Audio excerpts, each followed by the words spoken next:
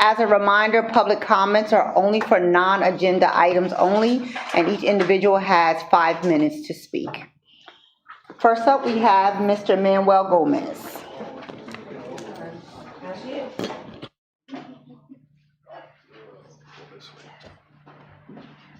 I get to kick it off. This barely ever happens. Manuel Gomez, I brought props. The props are for later. They're going to be good. They're going to be, nah, I ain't bringing any of those. I wanted to inquire, let's just say, about the Smallwood Act amendments. I had a brief conversation, I do believe, with Councilwoman Bupp and the mayor. Very briefly, the Smallwood Act was amended about a year and a half ago. At that point, the city was to have established an Equal Business Opportunity Committee. Several initiatives were to have been put in place, impacting all city agencies. But in that year and a half, I do not believe that the Equal Business Opportunity Committee has been fashioned. Do not believe that Councilwoman Bupp, to which they would report on a quote-unquote semi-annual basis, according to the duly ordained language, I do not believe that reporting is taking place. And as we have the new administration in the engine room with many, many priorities, I get it. There's a lot of things going on. This is yet something else we would have them lay their hands on. But I do think it's an opportune time to bring it up.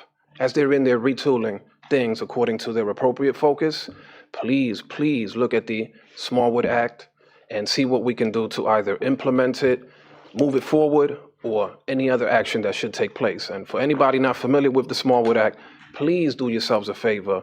Read not only into the Smallwood Act itself, but into former Councilman Lee Smallwood's legacy and why it bears his name and why we want to carry that spirit forward. I thank you for that. Thank you. Up next, we have Mr. Jason Query. Good evening, Council. Good evening, Mayor. Good evening. Hello, my name is Jason Query. I am the Commissioner with the York City Human Relations Commission. I am also serving as the chair for this year's diversity event. This year's theme is a mosaic of York City, celebrating the communities and the roles of the Human Relations Commission. It's all about recognizing and valuing the differences between the communities that make York City such a strong and vibrant place. The event will be held at the Valencia Ballroom, Thursday, September 17th. We hope you all can save the date to join us. More details will be coming in the coming weeks. We really hope you will come and celebrate with us what York City can bring. Thank you. Up next, we have Ms. Mina Edmondson.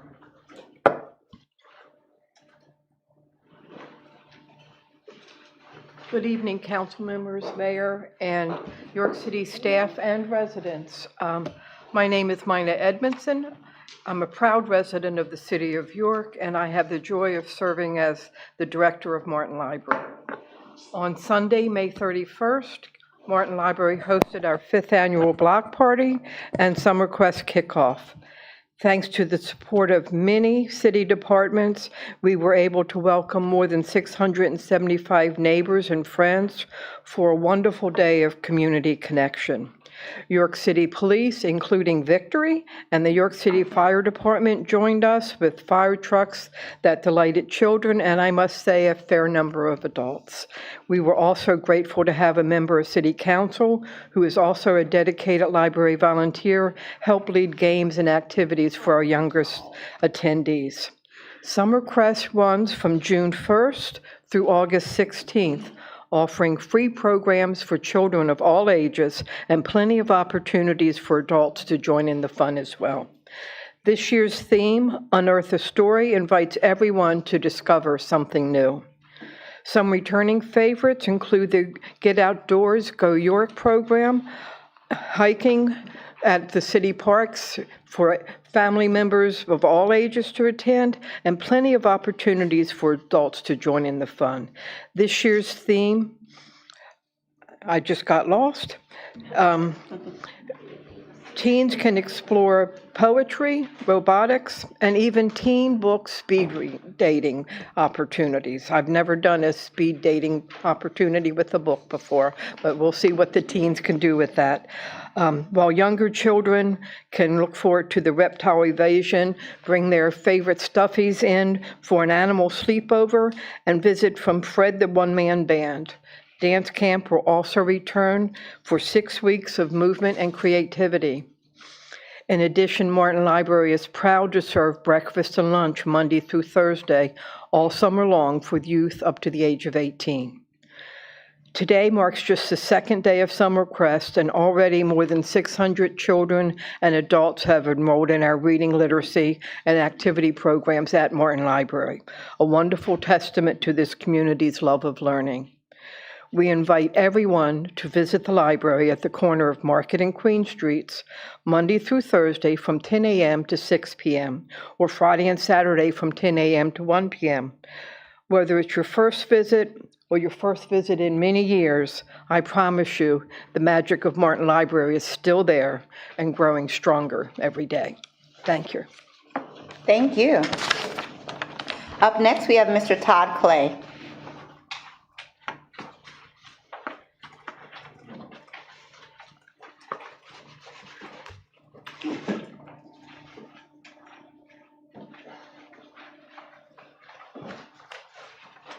Good evening, everybody. Good evening. I've been on, I guess this is my fourth time here now. Various things have keep coming up, and I kind of get waylaid from my goal here was originally to talk about the RDA and the loss of money, the amounts of money that are being taken from taxpayers and not used for taxpayers. So one of the things that has come up now is the homeless encampment out at Vance Park. And I'm not a believer that you can push your problems away. I don't think you can take those people and put them somewhere else. They've kind of built a community there, and I'm not saying, trash collection, all that stuff. I haven't been there myself, but they've accumulated wares. Like they have things that they need to live to get from today to tomorrow. If you put them somewhere, all this stuff gets thrown in the garbage, and they have to start over again. And that's not something that I can really get behind. So, and who do you push them off onto? The next county, the next city, the next township? I mean, it doesn't go away just because we don't like it. And it was brought up about, well, we don't want problems to start out there. It was like the last time I was here, the next day, the kid was shot up in, the park. I can't think of the name right now, but so they're not special. They still have problems just like all the rest of us, and people still get hurt and noses get bit off, and that stuff all happens to all of us, even though we're in houses. So I don't think it's right to use those things against them as a bludgeon to get them to give in to our wishes. I don't know what the answer is. I know some of you have spoke on this and you're not sure either what the solution is, but it is concerning to me. And I had them in my backyard a couple of years back, living up under the bridge. Didn't really bother me. They were there. There was some garbage, extra garbage that floated around. They were ultimately pushed out by the police, I think it was. But yeah, so I'm going to leave that at that, because now I got another barn burner, which is the Pledge of Allegiance you guys do so ritualistically down here. I don't stand up for it because I think our government is way off track right now. I don't remember in my 60-some years of living a time when I felt like it was ever so off track. We're involved, in, depending how you count, 3, yeah, this is what I warned you about the other week. Sometimes my memory just goes on me. We're involved in 3 genocides. If you want to count them as 3, Lebanon, you got Gaza, and you have Ukraine. And that's just not something that I want to pledge allegiance to. There's nothing, I love my country, don't get me wrong, but I don't love the way it's behaving at the current moment. So I'll end with the RDA thing, because that always excites everybody, because people like numbers. The Penn Market will be at $1.4 million this year, total expenditures. And I kind of guessed that. I kind of eyeballed it and said it was about $1 million, like one of the first times I was here. And we've already exceeded that. But they're losing money too. So they lose like $2 million every year. So it's not just that they're giving the money to a corporation. They're losing money that we're paying them to do city services. And that city service is cleaning up and taking care of blighted properties. And when they raise buildings in New York, they do. You have 1 minute, Mr. Clay. Yep. I'm not going to condemn. They do clean out the lots, and they sometimes plant grass and put up a fence or whatnot. But they also have the responsibility, and that's what the pack of papers is. The first one's about the numbers. The second one is the lot that they're supposed to take care of beside my property, which they don't do a very good job of. So, like on page 4, you can see they don't even bother on a city parking lot with the weeds all around the edges. They just kind of ignore it. If there's a sign in there, like Logos puts up signs advertising for kindergarten, they just mow around it and leave the grass grow up. 15 seconds. And that's not quality. So we need to get them to be quality people. If we're going to spend the money, then at least do the job right. Thank you. Thank you. At this time, is there any further public comment this evening on non-agenda items only? Yes, sir.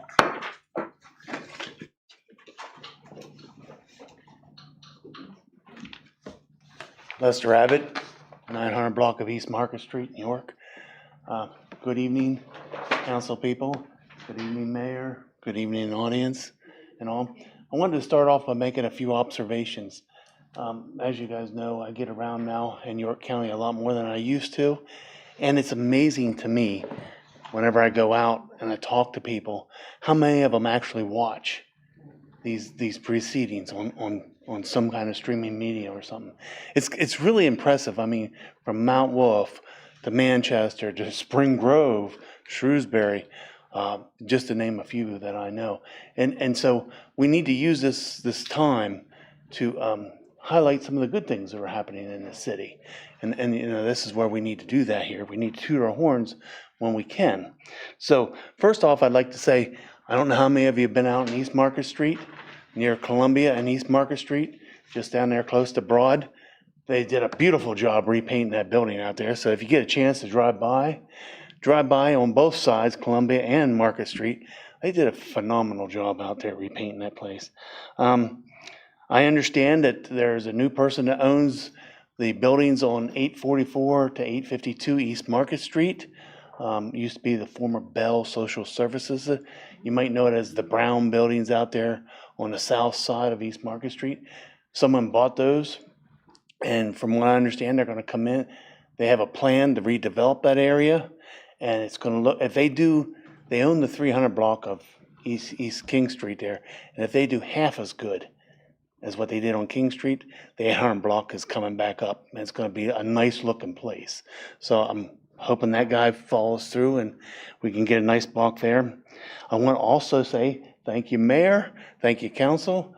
North George Street dining is back. Thank God we don't have to have those concrete blocks out there anymore, but the dining is out there. I do see people when I drive by, you know, out there and enjoying themselves. So it's only Fridays and Saturdays, so, you know, it's great for the city.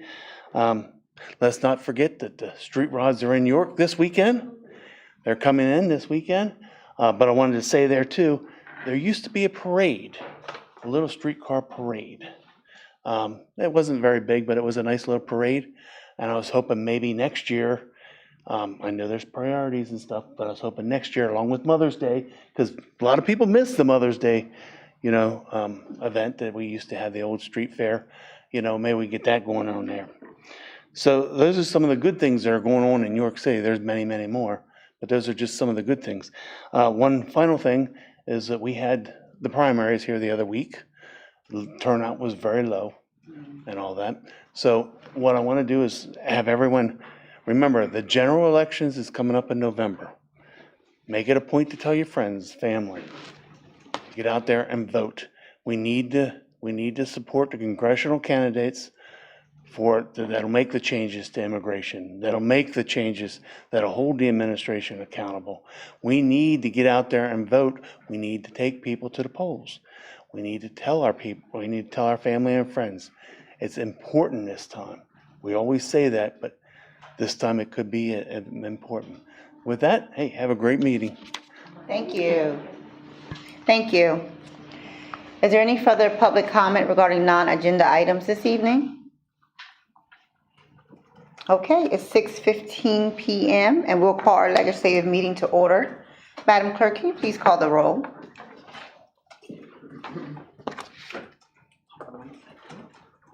Take your time.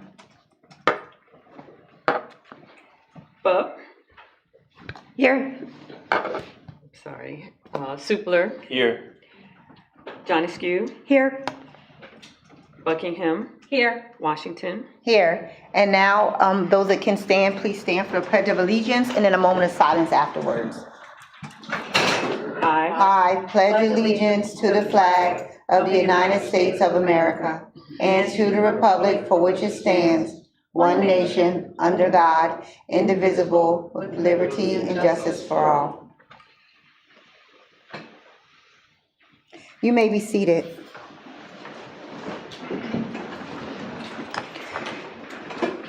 At this time, we will take action on previous meeting minutes. I make a motion to approve our May 20th, 2026 legislative meeting minutes, as well as our May 27th, 2026 committee meeting minutes. I'll second. It's been moved and seconded. All in favor? Aye. Anyone opposed? Anyone abstaining? That moves forward. I just want to tell council thank you for giving feedback, because that was getting those minutes done last time was really rough. So I thank you. Thank you, Councilman Supler. Thank you, all of you, for helping me out with that. You're welcome. Thank you, Clerk Thompson, for all you do. At this time, we do not have any presentations, awards, or announcements.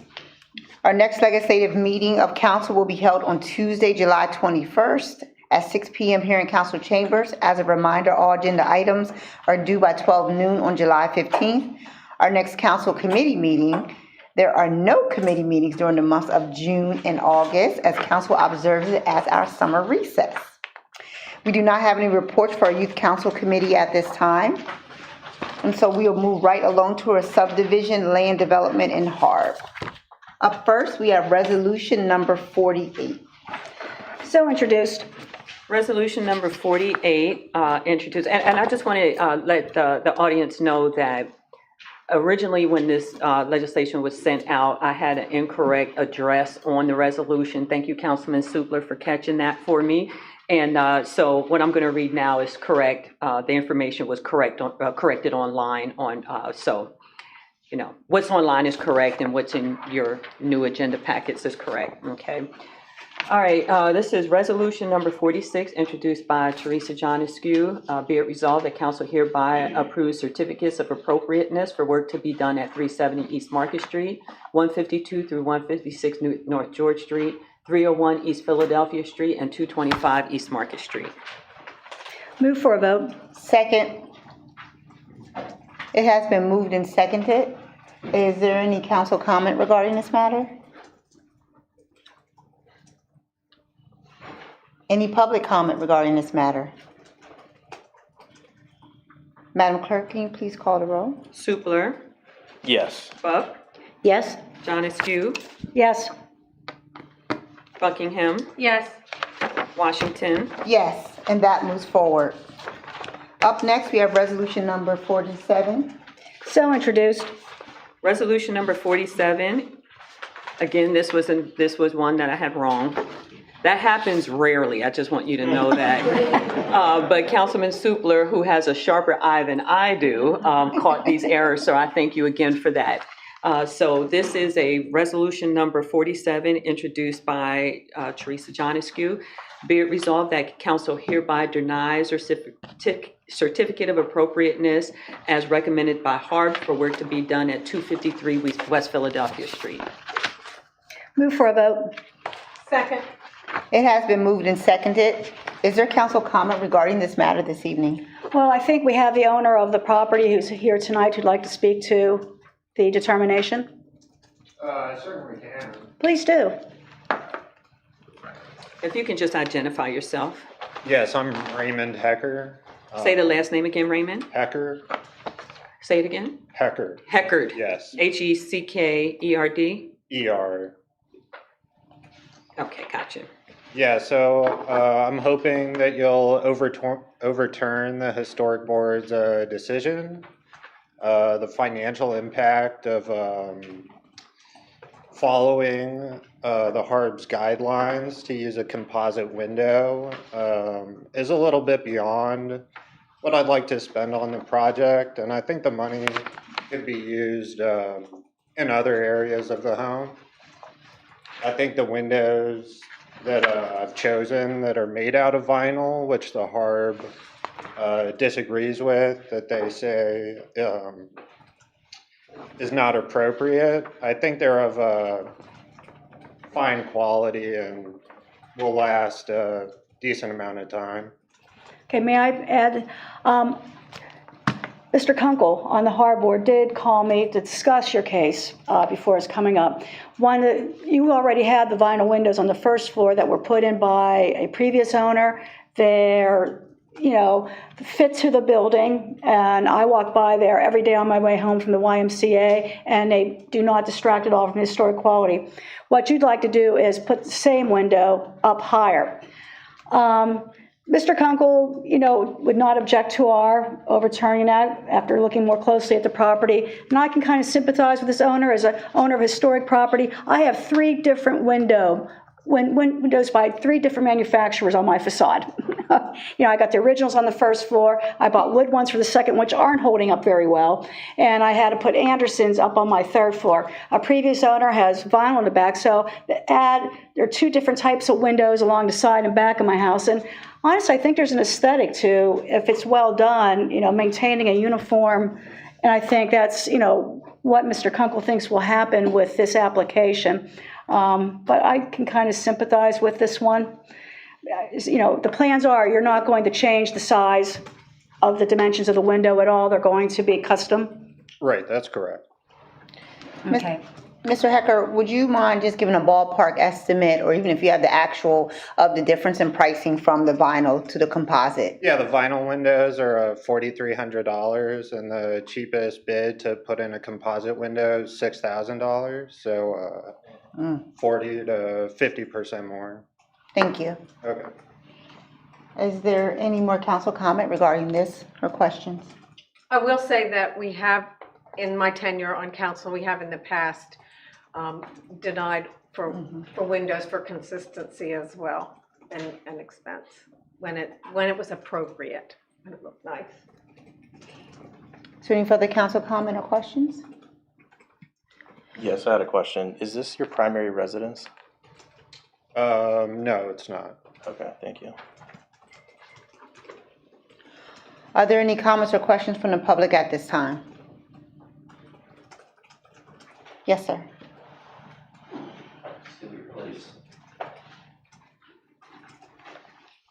I think HARB has do I need to identify myself? Yes. Todd Clay, 137 South Newberry. I think HARB has a heat on for vinyl windows. There are beautiful vinyl windows out there that if you were standing on the other side of the street, you wouldn't even know they were vinyl, except they look new rather than looking kind of worn, and because they don't really wear. So I think it's wrong that we have this concept in our head that has to be wood, or now this composite, everything that Anderson sells effectively. And I'll leave it at that. Thank you. Is there any further comment from the public regarding this matter? Madam Clerk, can you please call the roll? Madam President, Yes, could I ask, I wanted to ask the applicant, were you proposing that the windows on the second floor be the same color as the windows on the first floor? They don't make the same color anymore, but they are relatively close. What color? Are they white or black or some different? The first floor is like a lighter brown, Okay. and the color I've selected for the second floor is a darker kind of tan, which I thought was the best looking option. Okay. Do you have a tree in front of your building, or is there any? There's a small tree. I wasn't sure how visible your second floor windows are from the street. You know, there's not much room to like even look up to the second floor. If you're on the sidewalk in front of the home, if you're even driving by, you know, it would be very difficult to look up and notice that the windows on the second floor are a different color or a different material. Right. Okay. Next to impossible, I would think. So as a follow-on to Councilman Supler's question, this is not your primary. Is this considered a rental property for you?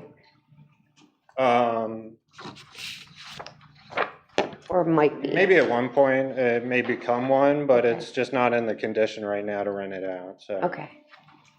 So you're working on it. It's in. I'm hoping to. Okay. Yeah. All right. Thank you. Are there any further comments or questions from council? Madam Clerk, can you please call the roll? Okay, so if you vote yes, that means you are denying the application or the certificate. If you vote no, that means that you are overturning Harb's recommendations. Supler, Yes. Bub, No. Johnny Skew, What was that against? Council hereby denies, okay, so no means I'm overturning Harb. correct. Okay, no. Johnny Skew, I mean the other one. Buckingham? I'm sorry. Buckingham, No. Washington, No. Mr. Hecker, the recommendation of Harb is overturned, so you're allowed to have your certificate of appropriateness. Up next, we have final passage of bills and resolutions. We have final passage of bill number 5. So introduced. Move for a vote. Oh, move for a vote. Second. It has been moved and seconded. I don't know if the administration has any further comments or. Thank you, Mayor Walker. Is there any comments or questions from council regarding this matter? Yes. If I wanted to make an amendment, is that the time now? You can, you want to turn your mic on. Your mic is on. It's more of a Oh, question. okay, I'm sorry. That's okay. All right. All right. For those that have been paying attention to this reallocation request, I just wanted to say I hear and see the comments that we have a housing issue in the city, and it's, you know, nationwide too. There is an opportunity to add 13 units of affordable housing with a plan that the RDA has. While time is short, they feel confident that with an allocation of funds, of the affordable housing funds that are currently assigned to ARPA, but not a specific subrecipient, that they can spend the funds this year to comply with the affordable housing project. The RDA is ours. It is the city's. They do the city's work. And I think we need to take the chance on this opportunity for the original 2.5 million and leave it in that project so that it can be assigned to a new subrecipient, the RDA. And if everyone's focus is on making this opportunity work,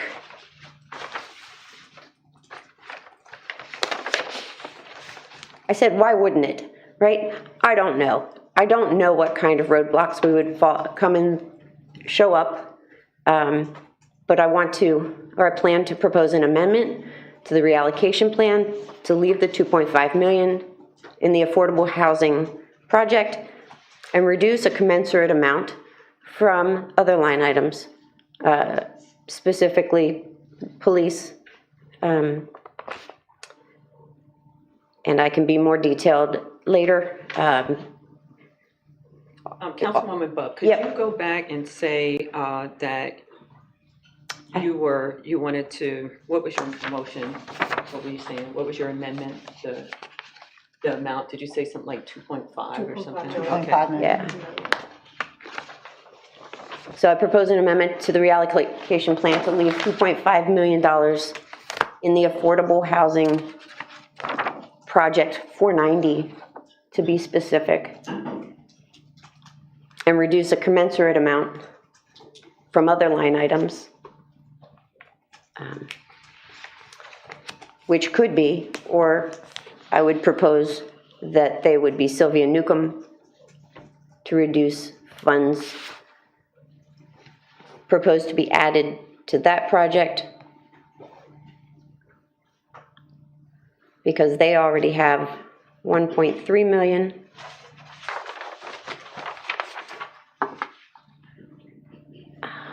Sorry. Let's go.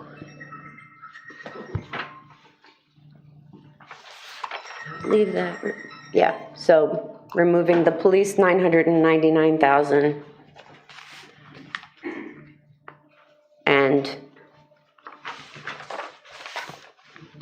an amount commensurate with the Sylvia Newcomb.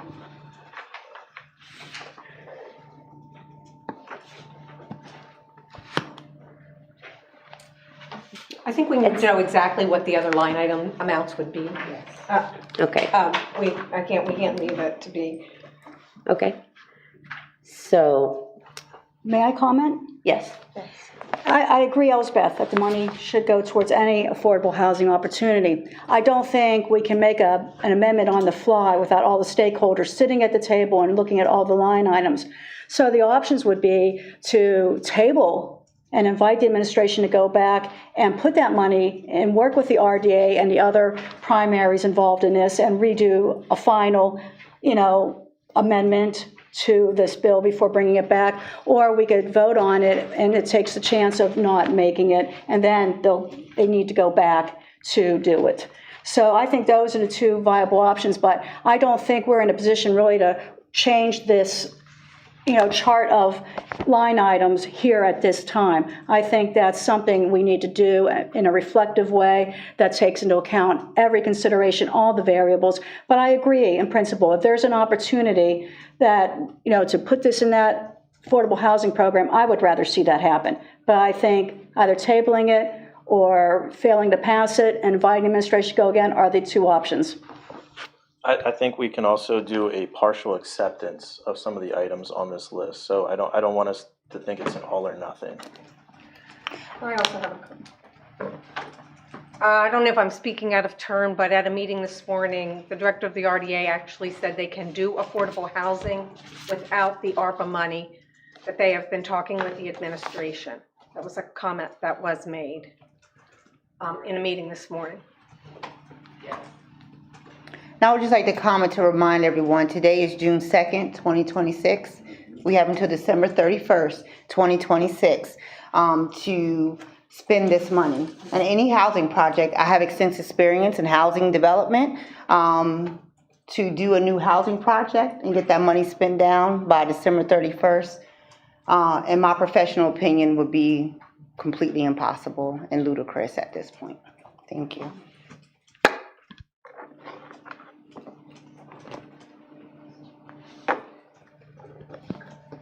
I appreciate the feedback. I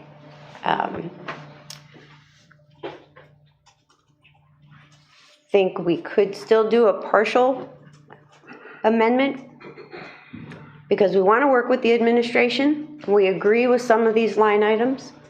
I do think that there is still an opportunity to give that affordable housing fund, to leave it where it is so that it can be used by the RDA. They're not, their project is not to build from the ground up. It is to make an acquisition of an existing building and then cure it, make it livable with some maintenance and repair work. I don't know what money they would use other than the ARPA money. I thought I heard them say they could try to get a loan, but I don't know beyond that, and so that would take its own set of time for them to get a loan. So if we want to do a partial amendment, the administration has asked for $1.5 million to be reallocated to the Penn Street Market. They have chosen to reduce from the reprogram project, $954,000. And that would just need another $500,000 to cover the balance of the Penn Market reallocation, approximately. So, but I do understand that it's messy not having something in writing that we can all look at that balances out. It doesn't need to balance out because we can always come back, but I don't know that it does need to balance out at this point. Vice President Buckingham? I also have to make a comment that another comment directly from the RDA director this morning was that they need the money for the Penn Market. He was very clear about that. Yep. So I would be very reluctant to take the money from the Penn Market. Oh, I'm not saying take it from Penn Market. I thought you said there was $1.5 million for Penn Market. They want to allocate $1.5 million to Penn Market. I agree with that. And they were going to that was going to come from another bucket. Okay. And that bucket was the reprogram bucket, which was almost $1 million. And then 500,000 you could, from Sylvia Newcomb. And there you have $1.5 million going to Penn Market, coming away from Sylvia, coming away from reprogram. That would balance to $1.5 million recaptured, $1.5 million going to Penn Market. And I also have to comment that the monies we take away from Sylvia and Newcomb, when we have to address that, the property that we own, will then lay on the taxpayers. If we don't use the money, this is a once-in-a-lifetime opportunity for us. If we don't use the American Rescue Plan monies, then we will be looking at taxpayer dollars for some of those projects. unless we would decide to maybe sell the building. So there are options with that. As a point of clarification, there are two motions on the floor, two separate, well, three, actually. Sorry. There's three on the floor. The original in the agenda, in our agenda, there's one from you, Councilwoman Bupp, and one from you, Councilman Supler, am I correct? Were any of them properly seconded? No, Okay. but I'm making a point of clarification Okay. so that all of us understand and that the public as well is clear on what's occurring at this moment. And I should say that mine would be amending from my first amendment where I was speaking about several different line items. And I would reduce it down to what I just said most recently, which is $1.5 million to Penn Market. Okay. From a recapture of the reprogram funds, which is $954,720, and another recapture from Sylvia Newcomb of $550,000, or the amount that brings us to $1.5 million for Penn Market. So I think that's the simplest, smallest amendment I would make at the moment. Did you? I didn't get any of that. Okay, so you made a motion to, I think you had okay, 1.5 million be allocated to, Penn Market okay, let me see if I got this million allocated to Penn Market. from a recapture of reprogram funds, correct, Councilwoman Bupp? That's right. And then Say that, and reduce reprogram By 900. $954,720, and also reduce the Sylvia Newcomb building renovation by exactly the balance, which would be 545,280, 545,280. And that's project 479. Thank you, Councilwoman Buck. Let me know when you're ready. That motion- Council President, I'm not going to belabor, we covered this in the committee meeting. It's not feasible. It is not feasible.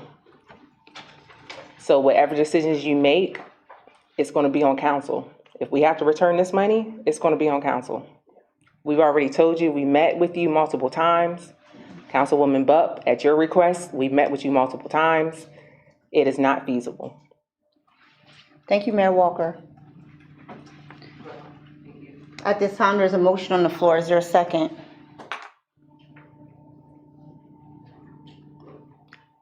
There's no second, so that motion dies.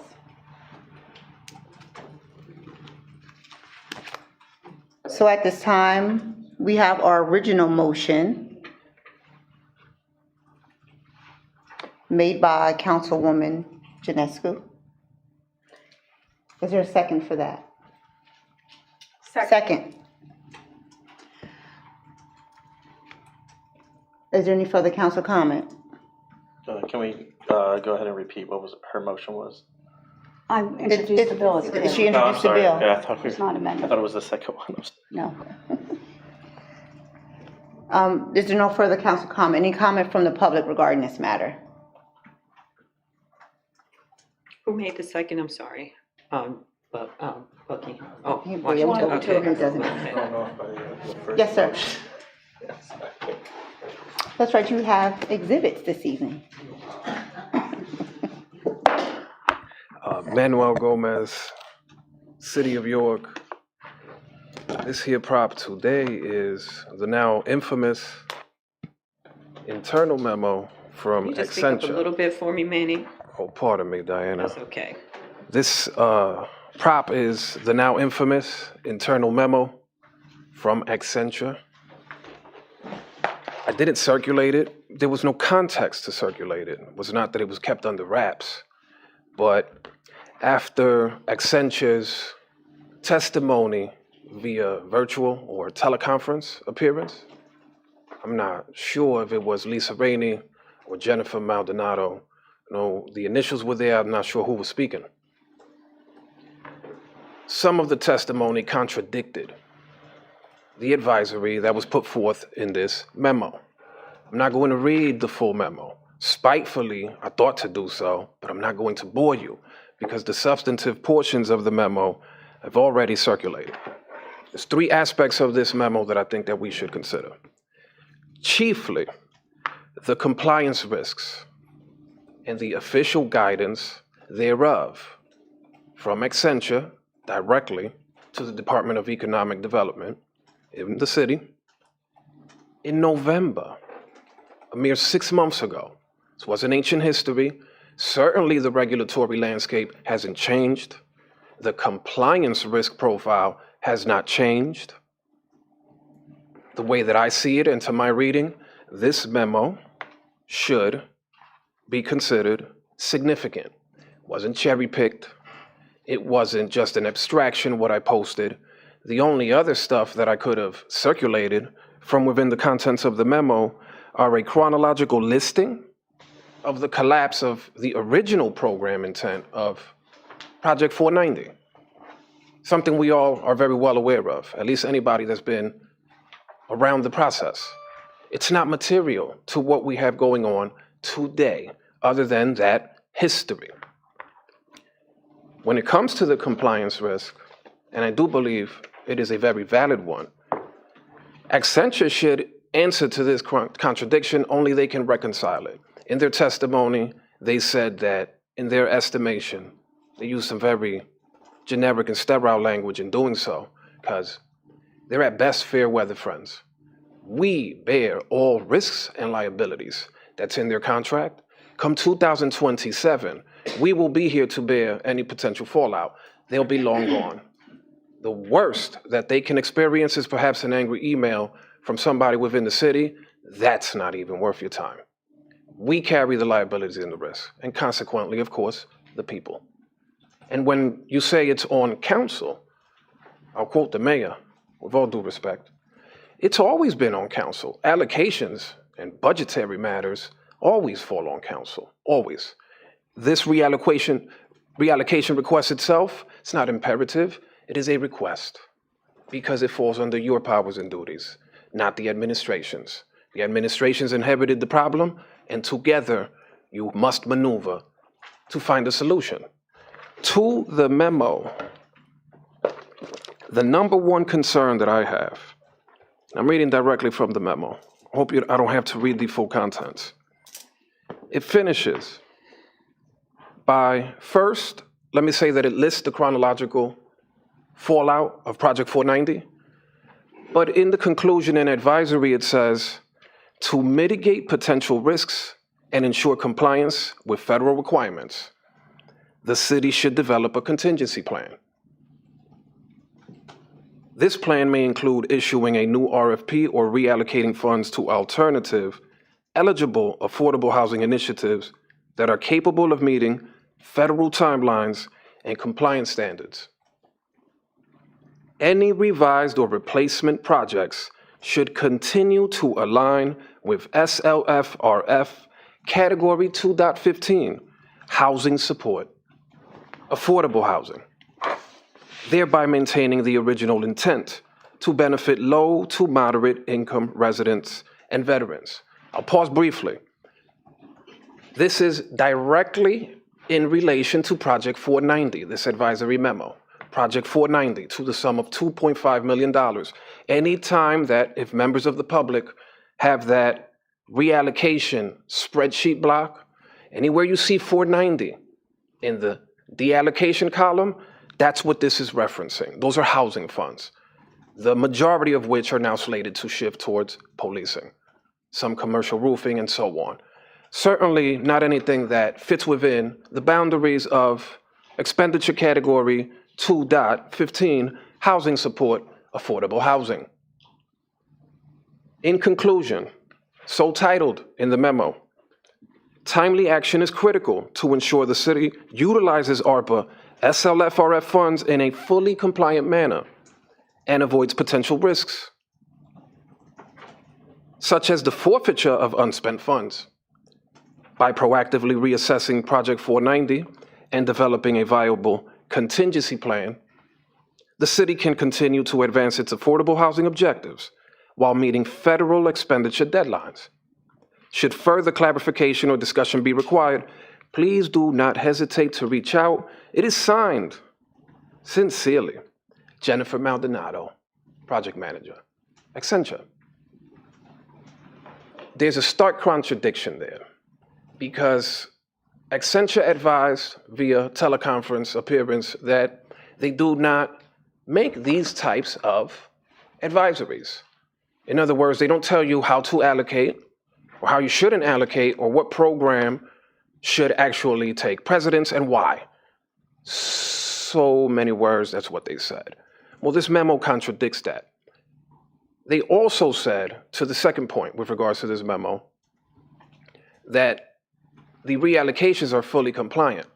I myself, as well as others, have argued that they're scope bound, that expenditure category 2.15 and the original contract, though failed, as a conduit you used the MOU.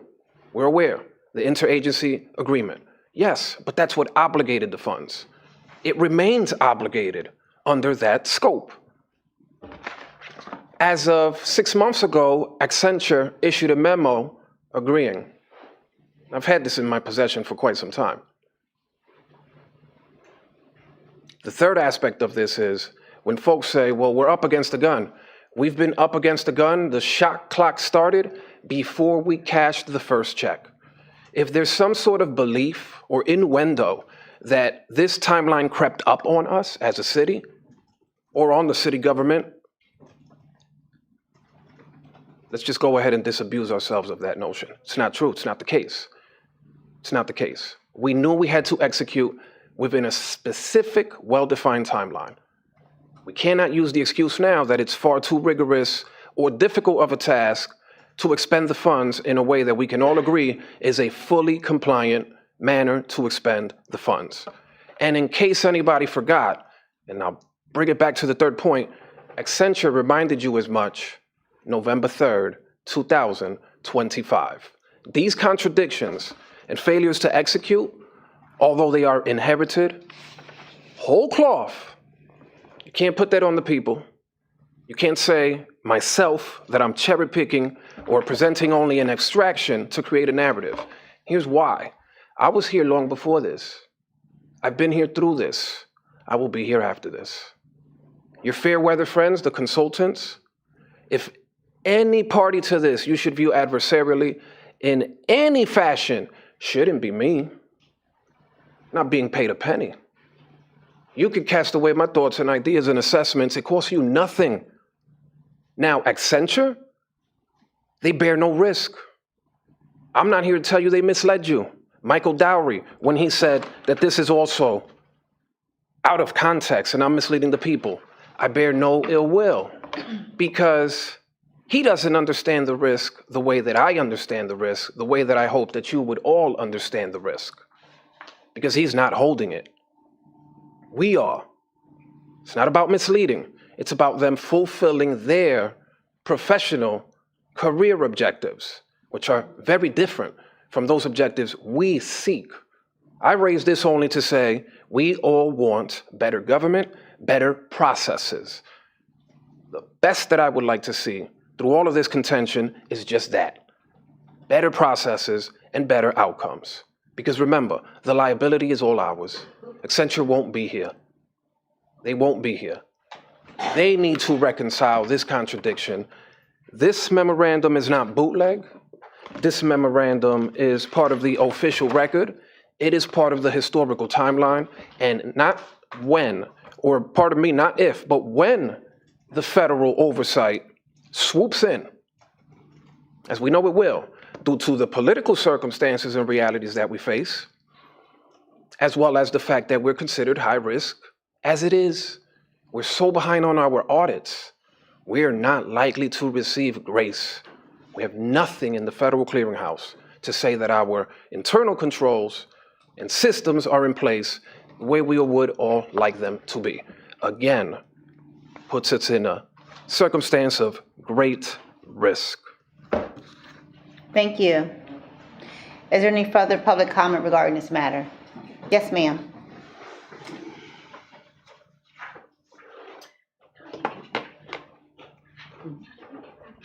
Good evening, everyone. Good evening. Excuse me. Just want to start by saying that, first of all, my name is Kelly Swan. Sorry. I'm sorry, say the name again. Kelly Swan. Thank you. Yes. I want to start by saying I am happily married to a 30-year veteran of the police force. So this is nothing against the police, but I'm also a realtor. I'm also an affordable housing investor, and I'm also a property manager who has property managed many affordable housing buildings. And the one thing I want to say about affordable housing is when you invest in it, it actually overturns the root cause of violence. People who feel like they have a safe place to live and are safe in their community, they're more likely to be more prosperous. They're more likely to be better citizens. They're more likely to be people who are going to contribute to the community. So I just don't know how you're going to reallocate the funds. I heard what you said, Councilwoman, that some of the funds could be done here and done there. I don't know how you're going to do it, but I just would like you to reconsider investing in public housing and affordable housing, because it is something that will help the communities. Thank you. Is there any further public comment? Yes, sir. Mr. Clay. He was, you're right after him. I know it's a little hard. Good evening, Council. Good evening, Councilwoman, President Washington. What I want to do is and I didn't have a chance to distribute this, but this was introduced into the record on December 16th of 2025. This is a memo from the previous administration. And may I approach and give this to the clerk? Yes, sir. All right. Thank you, Michael.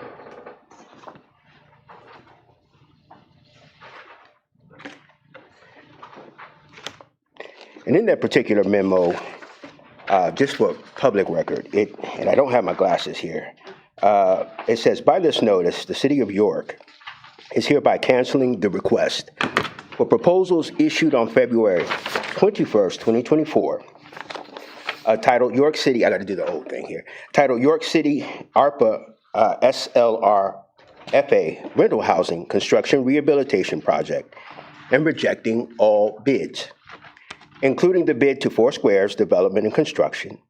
The city is permitted to reject all bids for any reason it determines to be in the best interest of the city.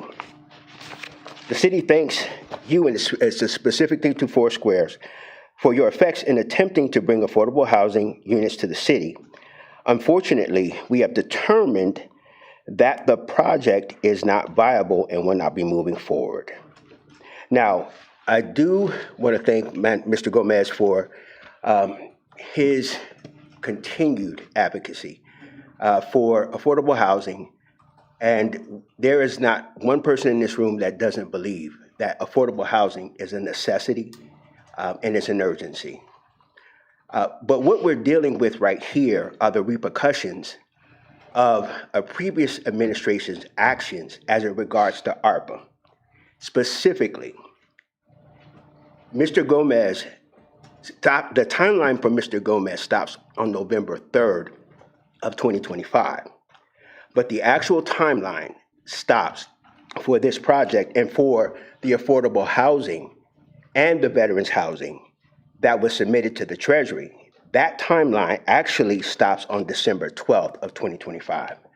So the issue is, if that timeline did stop on November 3rd of 2025, then every argument, even as it regards the conflict with the censure, would be applicable.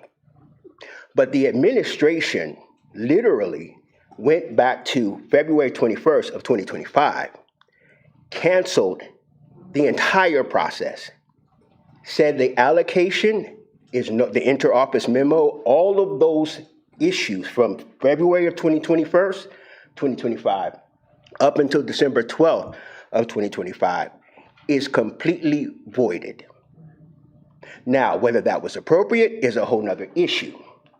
But the best way, in layman's terms, that we can explain this process is that for those of us who were married and no longer married, there are two ways that we ended up no longer married. One is divorce, and the other one is an annulment. Why am I bringing that up? The divorce is a process where all things are considered throughout the process of marriage, matrimony, what you do together up until the time that you get divorced, actually, and it's solidified. An annulment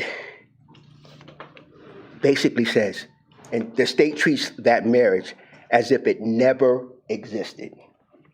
And if I'm not correct, we have a solicitor that can correct me here. What happened on December 21st or December 12th of 2025 is, right or wrong, the administration annulled this allocation and acted like it did not exist. They canceled it from day one. As such, any and everything that was associated with that, to include a censor's memo on November 3rd, they acted as if that does not exist, or the foundation for that no longer existed. That is why a censure on November 3rd, when there was still an active project, was able to comment on what needs to happen if this project fails. But on December 12th of 2025, there was no if this project fails. There existed no project according to the administration. And City Council, when you passed the budget, agreed. So what we're dealing with is not a conflict. What we're dealing with is the wrong timeline. So I appreciate what Mr. Gomez has done, And had the timeline stopped on November 3rd of 2025, every single thing that Mr. Gomez introduced is applicable. But the timeline doesn't stop on November 3rd, 2025. It stops on December 12th of 2025. And as such, they annulled the allocation, they annulled the interoffice memo, they acted like nothing existed when it comes to this project. And as such, there is no conflict with Accenture saying now those funds have to be applied to places and to already approved projects. And that's the key. You cannot create a new project in 2026 because the deadline for those projects was December, to approve a project was December 31st of 2024. So once the administration canceled this project, annulled this project, you can't then say, I'm going to do something. I can't do 6 houses over here, 7 houses over here, etc. If there was another affordable housing and veterans housing project that was approved before December 31st of 2024, then we would be able to say, let's make it happen. But there wasn't. Not only did the administration only issue one project that fit affordable housing and veterans housing, for a year and a half, that was the only project on the table. Once that project was canceled, there was no other alternative. So at this point, there's funds that are left over, but there is nothing else on the table that fits that particular category. If we don't use those funds for eligible purposes that have already been approved, we're going to lose them. This is not a choice here. This is not a decision, from what I can understand, that the administration is making to not fund affordable housing. This is a decision that the administration has been forced to make, the new administration has been forced to make because of an annulment by the previous administration.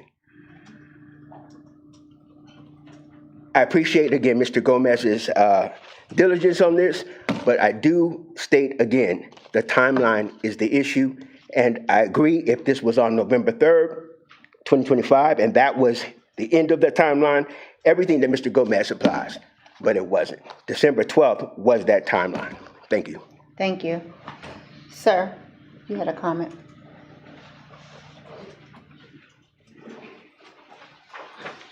I don't know the ins and outs. Todd Clay, New York City. I don't know the ins and outs of this project, but I do know when they did Newton Square, one of the things that the developer told us was there's no way to make low-income housing from existing properties. It just doesn't. The numbers don't work. So they made it, I don't know, moderate income or something instead. It wasn't low income. But the whole thing, I don't know, can you just put an open bid out there and just let people bid on it? Does it have to go through the redevelopment authority? I don't know what your options are here, but when I could have got up here a little while ago, I was just going to say I think the best answer here has been table it for now, because this is like so over most people's heads. Thank you. Is there any further public comment regarding this matter? Yes, sir. Frederick Walker, Four Squares Development Construction. Good evening, Council, President, members, the mayor, and the public. Can you hear me? Yes, yep, good evening. Tonight, I want to ensure the record accurately reflects the history of the affordable housing and veterans housing project and the roles that my company played in that, because I feel like that's been missing for a long time. First and foremost, I'm a disabled veteran. I've benefited from affordable housing, and I've made my career on helping other people in the community and building properties. First, it is important to state clearly that the project was not terminated, and I think Mr. Walker gave you guys that. Terminated because our team failed to meet requirements. The memo that you have states that. Accenture somewhere else said that as well. That's not the fact, and that's not the case. Um, the record should reflect that December 2025, the project was canceled because it was determined by the previous administration that the project was no longer considered viable. Those are two different things. Our company invested significant time, resources, professional expertise, and capital into developing a project that was designed to address two critical needs within our community: affordable housing for working families and housing opportunities for veterans who served our country, as myself. We worked diligently to respond to requests, provided information, participated in meetings, and advanced a project that would have brought meaningful benefit to the residents of this city. This cancellation of this project was not a result of failure to satisfy requirements, nor was it a result of an inability to perform. Rather, the direction changed, and the project was ultimately deemed no longer viable by the administration at that time. That distinction matters because the public deserves to understand the fact. When a project is canceled because priorities change, that should not be confused with a developer failing to deliver. Unfortunately, there have been narratives presented over time that have significantly suggested that. I also want to be clear that this issue should not be placed at the feet of the current administration who's trying to push through this. The decision that led to this project cancellation occurred before the current leadership assumed responsibility in January. It would be inaccurate and unfair to assign blame to individuals who were not responsible for those decisions. What is concerning is the broader message that was sent when the project was abandoned at a time when communities across the country were struggling with housing shortages, rising rents, and increased challenges facing veterans. The cancellation signaled that affordable housing and veteran housing were no longer priorities. Whether intended or not, that was the practical outcome of that decision in December. Our company has always approached development as more than simply construction and building. We view development as an opportunity to strengthen neighborhoods, create economic opportunity, and provide housing for those who need it most. The proposed project reflected those values. I also want to defend the reputation of my company. Throughout this process, our organization acted professionally, transparently, and in good faith. We have track records of investing in communities, creating jobs, improving properties, and pursuing projects that generate long-term benefits. Any suggestions that our company was incapable, unwilling, or unqualified to complete this project is inconsistent with the facts and inconsistent with our history of performance. This record should reflect that our company stood ready to move forward. We remain committed to the project. We remain committed to affordable housing. We remain committed to serving veterans. The project ended because a decision was made by others to discontinue it, not because we failed to meet our obligation. I've seen a couple things that were proposed here tonight, and as you see, I think in December, I don't know why I do know why the previous administration, but I won't speak to that. I know why they canceled it. And there has been some things that have been presented tonight that kind of shows that, why it was canceled. I'm big on, just supporting our community, but there has been a narrative that has been pushed to City Council, that isn't true. And I want to reflect that for the record. Thank you. Is there any further public comment regarding this matter? Yes, ma'am.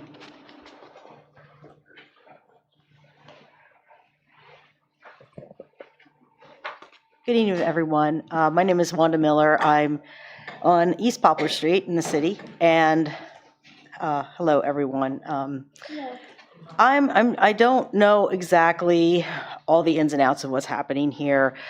This is the first meeting I've attended in a very long time, and shame on me for that. But I want to speak from the heart here as far as what affordable housing would mean for this city. I'm a person with lived experience of homelessness. I became homeless in 2012, went in and out of inpatient for a little bit, and landed in York. I was originally from Lancaster.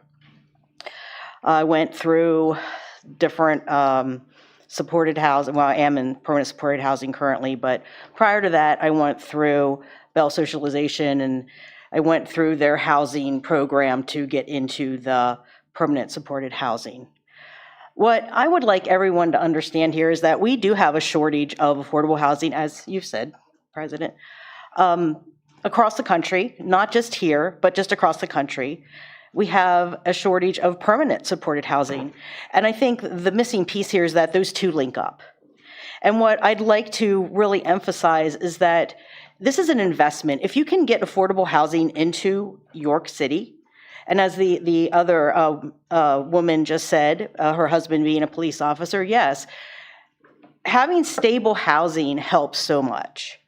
When I first got my housing, I had mental health issues that were being addressed, but I was not there yet. I had PTSD, I had some other stuff going on. I was not a very nice person to be around. I was very combative. And having that housing stability allowed me to get myself all sorted out. It allowed me to do things like this. It allowed me to sit on boards, and I know there's people up here at the council who know me, and they know the work that I've done throughout the years. And I wouldn't be able to have done any of that if it hadn't been for being able to be stably housed. The way that permanent supported housing and affordable housing, they are adjacent and they all do link up. And the thing that isn't always thought about is this. When you're going in, we just had the Bance Park situation. Lots of emotions around that. I'm not going to get into that. But the fact of the matter is you have homeless individuals that have to go somewhere. Just like me, I had to go somewhere. Went in and outpatient, in psychiatric wards, went into shelter. I surf couched for a while. Then I got into permanent support housing. Once I got into the supported housing, I was able to really work on what I needed to work on. I was able to get myself stabilized. I was able to address all the issues that I had. And now, all these years later, that was like in 2013, I believe. All these years later, I really don't need the program anymore. But guess what? There's no place for me to go because I'm on SSI. I'm on a very, very low income. I can't afford just to go out and rent from a private landlord. But if we had more affordable housing, I could afford that. And if I can get out of the situation that I'm in now, and I thank Bell Socialization so much for allowing me to be in the housing that I am in. But the fact of the matter is that I'm the stopgap where there are people like the people at Bance Park that could be moving through the system, through the coordinated entry. They could be moving through the system and they're ready to go into permanent support housing, but guess what? Here's Wanda. And Wanda could be in a more less restrictive, independent housing because obviously I can take care of myself. I can pay my bills. I don't have any sort of, I forget what they call them, but I don't have anyone like overseeing my bills or anything like that. I do everything on my own. I'm very independent. But because I'm in that unit, that person that's coming out of homelessness has no place to go. And I just want everyone to think about that because that affordable housing really would help transition people like myself out of permanent support housing so that someone else could reap the benefits that I did from being there. Thank you. Thank you. Is there any further public comment regarding this matter? Yes, ma'am. My name is Karen with a C, Fountain, spelled just like water fountain, Thomas. It's my mother's fault, no. I just wanted to, first of all, thank you for that, really, because I, too, grew up in York City. And one thing that, over the years I have learned, we used to say, or I would hear people say, and that was, or is, that people are a product of their environment. Okay? Now I'm gonna pause there for a second because that is very heavy. And understanding that when you are a product of your environment, and when that environment is less than livable, when that environment, really just creates that particular person to be, whether, you're dealing with mental health, emotional health, or whatever it might be, financial, whatever it is, but I've lived in York City. I've lived in houses that I felt like was less than livable. You know what I'm saying? I had to raise my children. My mother had to raise us. You understand? So when I feel like when funds are not, when we do not invest into our children, when we do not invest in ourselves, when we do not invest into our city, then yes, you are going to get those products of your environments. But when you do begin to invest into the city, and those city children that are less fortunate, that have, come up in homelessness, then you can see the fruits of that labor. You understand? So when we begin to, allocate funds everywhere else, that's nice. And I'm not, here to speak against that, even though I have my own opinion. But what I will say is, I am a product of that environment. I had to deal with emotional health and mental distress. I had to deal with a lot of different things growing up in places and in areas where, we had, listen, I'm not even gonna go there. But, when we begin to invest in these particular things and in these areas, then the fruits of our investment will begin to show forth in these children that are out here killing each other, in these families that are lost and looking for direction. You will see the change. We are asking and looking for change, but the direction and the decisions that we are going, and I'm, nothing to, anybody, but it's not lining up.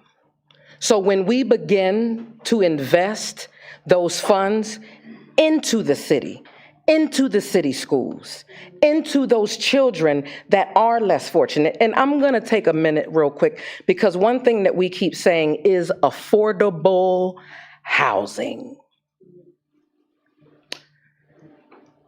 Now, let's talk about that for just a second, because when we talk about affordable, I look in a newspaper or look on the internet and I see a 1-bedroom for $1,400, $1,500. That is not affordable.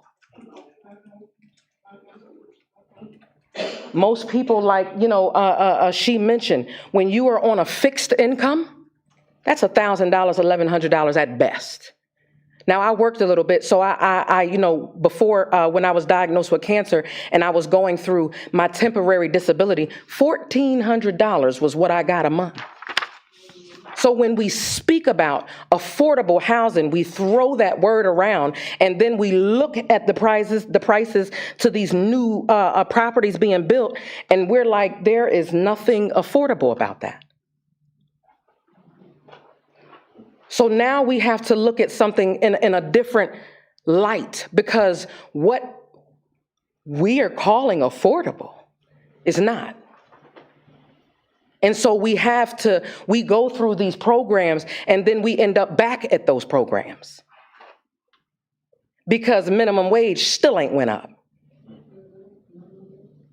You understand? So I just wanted to shed some light on that as well. But one thing that I do want to say is I am a product of that environment. Now, I came up out of there, glory be to God. But I had to fight my way out of there. And I had been through just a bit about everything. And dealing with my mental health, ended up in prison. You understand? So when we begin to invest, and that's what I had to do, invest into myself, because I realized that the city, no disrespect, was not going to invest in me.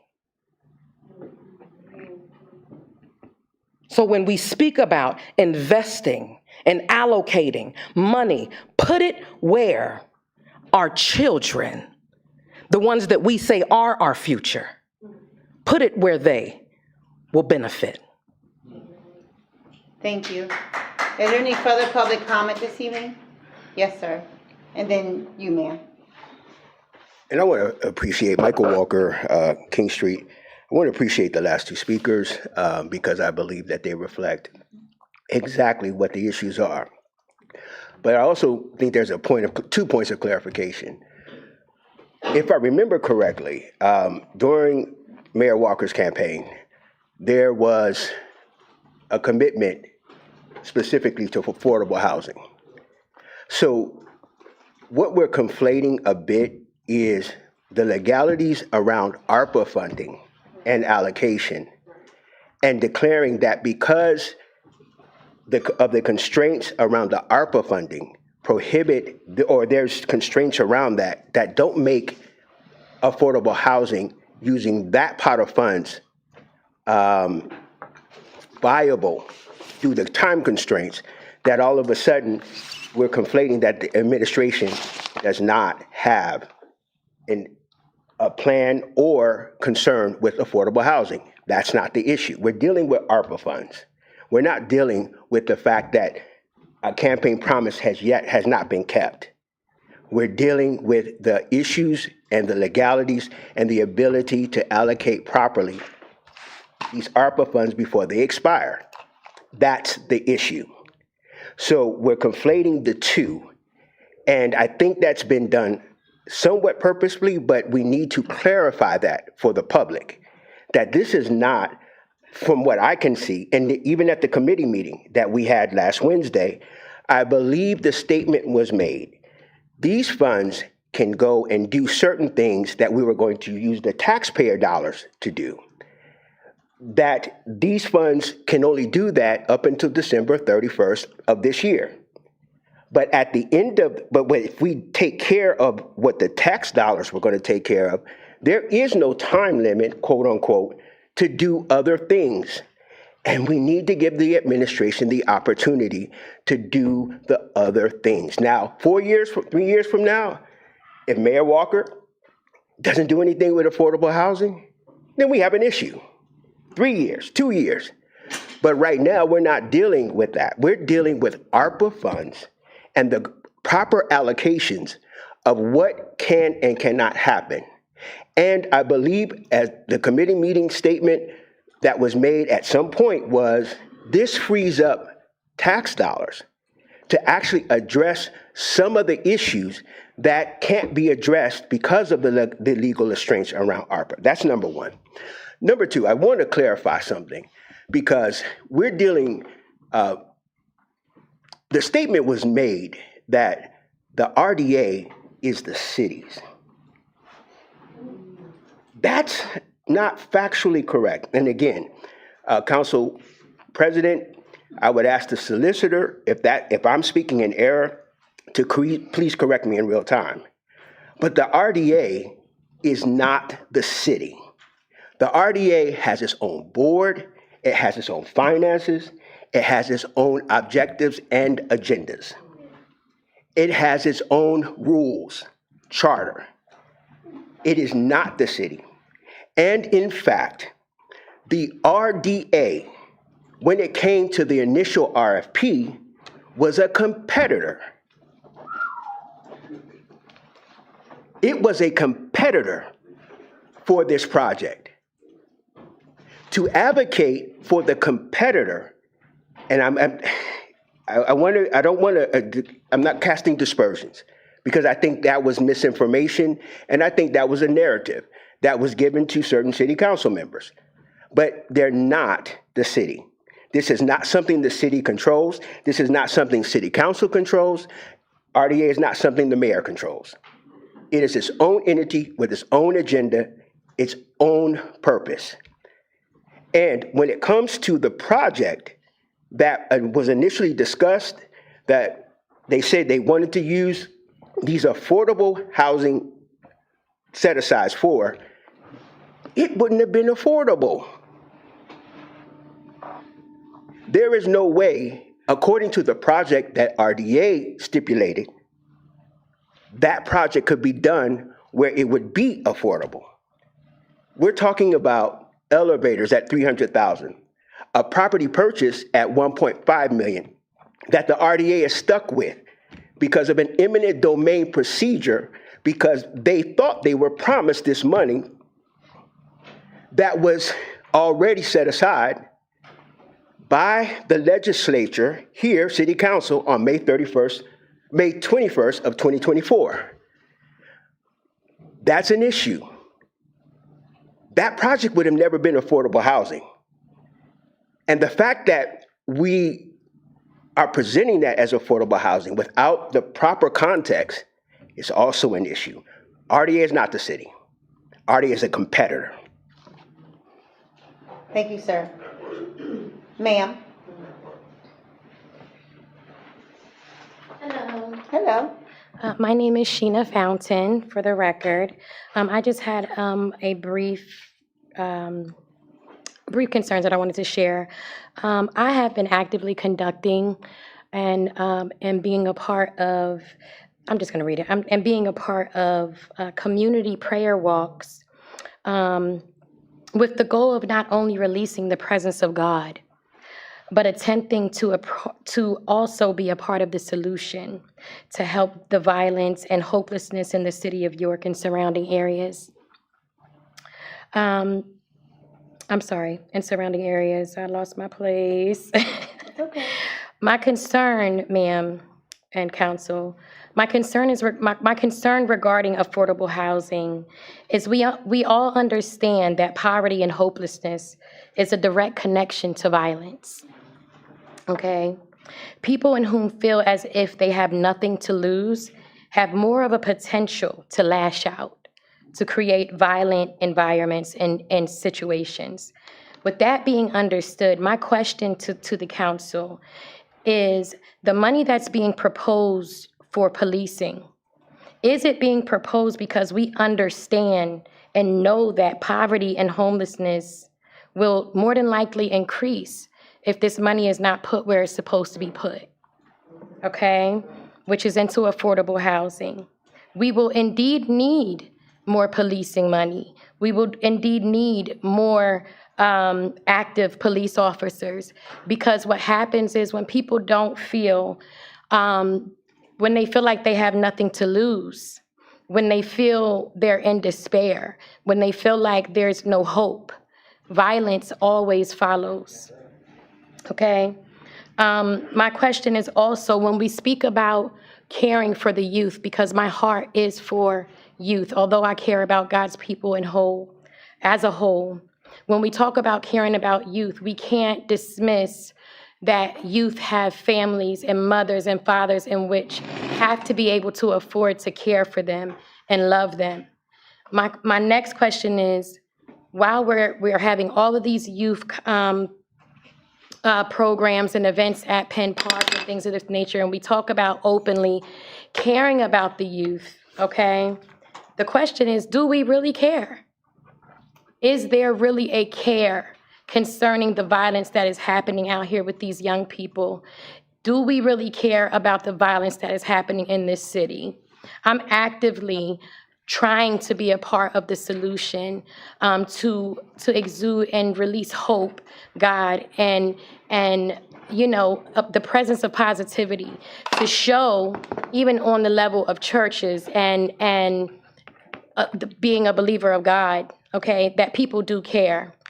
So in closing, my question is, do we as a city really care about the things that we openly talk about? We care about when we're even having to question where this money should go. Thank you. Thank you. Sir? Yes, sir. Thank you so much. Madam President, did not anticipate having to make a return swing to this microphone. I completely concur with the Fountain family tonight, wholeheartedly. I completely disagree with Walker and Walker, particularly with Mr. Fred Walker, also an interested party. Have no idea what tonight's proceedings would have to do with Foursquare, other than their failed attempt to complete the RFP process on their end. I never made any remarks. I'm not sure why he was referring to me, although not by name. The chronological timeline included in the memo is not mine. I never published it. To me, it was immaterial. We have greater issues to deal with. That's quote unquote water under the bridge. The fact remains, they didn't execute. With regards to the so-called annulment, wholeheartedly disagree. The cancellation and rejection, better said, of the request for proposals and the rejection of all bids is a common city process. It's routine, it is rote. It has nothing to do with the quote-unquote annulment of scope constancy, obligation, SLF-RF guidelines, the very strict timelines, which we were all aware of since before the allocation of the funds. You can't annul that. That's preposterous on its face. The rejection of the bids was just that, a rejection of bids. There is no quote-unquote Mr. Gomez timeline. I'm not a decision maker here. I brought forward contents that I believe are contradictory and significantly important and should help to inform the proceedings. This isn't a timeline that binds your decision making, nor is it a timeline that can be even nominally called the Mr. Gomez timeline. All I am is an observer, as I have been for quite some time, upon the process. And I'm here to inform according to my observations and participation. Not sure where this turned into the Mr. Gomez timeline, have nothing to do with the memo other than to bring it forward due to its relevance, of which Foursquare, at least tonight, and for tonight's proceedings, has none.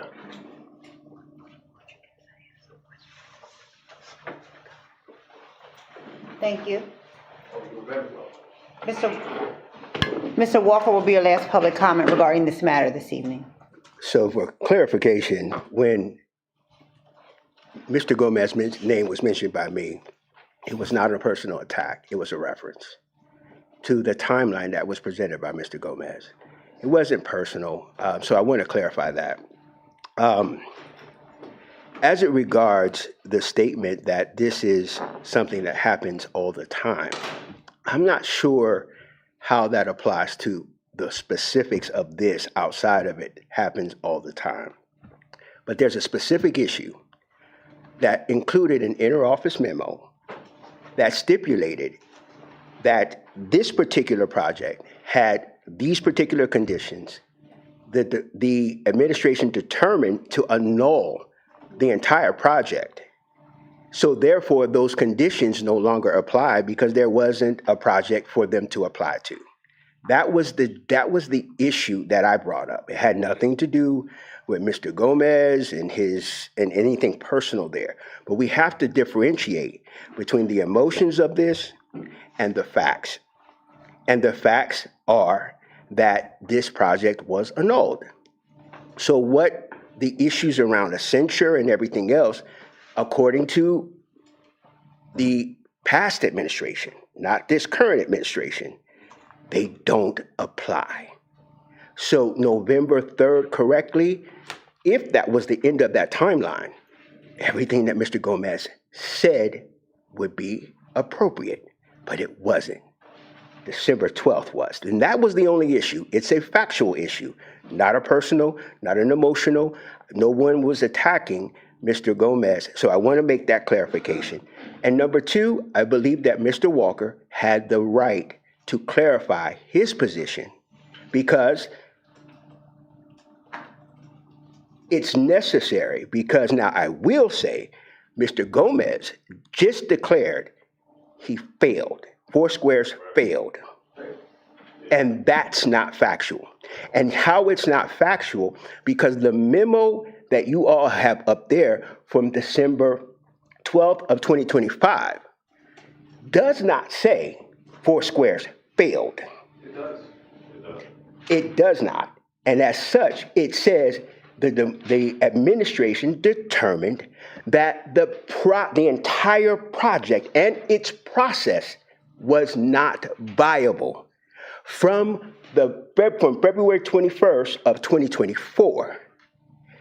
If the project if Four Squares had failed, the memo would have stated that after February 21st, 2024, that they failed. But you can't fail before even being awarded the RFP. And that's the issue. So that was Mr. Walker's clarification, and I think it was valid. Thank you. Madam President, Yes, ma'am. I just wanted to make sure, for the record, there was an email that was sent to council yesterday as a follow-up to Councilman Supler's question when it came to the internal memo. And one sentence in here clearly addresses RDA. By early April 2026, the city further reported that the RDA was unable to provide the required documentation demonstrating project readiness, and as such, was also determined not to be a viable option. In addition to that, our meeting this morning, the quarterly update, Chairman Black of the RDA gave you, those that were in attendance, an evaluation of about $900-something thousand, all the way up to about 1.8 for Soho. I'm not going to belabor committee meeting, but I also know as elected official, there are many times when people come to meetings because it's their first time hearing about an issue. I will repeat what I said in the committee meeting. When it comes to affordable housing, I am a full supporter of affordable housing. This is an issue as to whether or not we can do this project with this money, and we cannot do it. I have explored, our team has explored, up, down, and around. And if we could have done it, we would have done it. We cannot do it. It is not feasible to do it, especially when you don't even know how much you have to pay for the property. Let alone the required documentation to make it eligible for ARPA. So for those hearing me the first time, I needed you to hear that. There is a deadline. It is not feasible. And if this does not pass today, we have $400K that was going to go to senior homeowners to help them fix issues in their properties, urgent issues in their properties. If it doesn't pass today, another 1.5 for Penn Street. Penn Street will not be addressed. That will be another property that's under RDA that we will have to try to address in the future. If this does not pass today, Sylvia Newcomb, another building, will sit there with no funding to it. It will not be fixed, or the basic infrastructure will not be addressed. The 8 police officers, whether it's our violence intervention unit, which is ARPA eligible, that funding will not go to cover those costs. It is all here in the plan. The Parks and Masters Plan, which we need to address, we have $1 million from the state, from DCNR for that, which is a record contribution. We will not be able to move forward. We are on a timeline, and if it doesn't pass, all this stops. So again, I need you to understand, this is not an issue of whether this administration supports affordable housing. It's a matter of we are running out of time with this funding. Thank you, Mayor Walker. Thank you. Madam Clerk, can you please call the roll?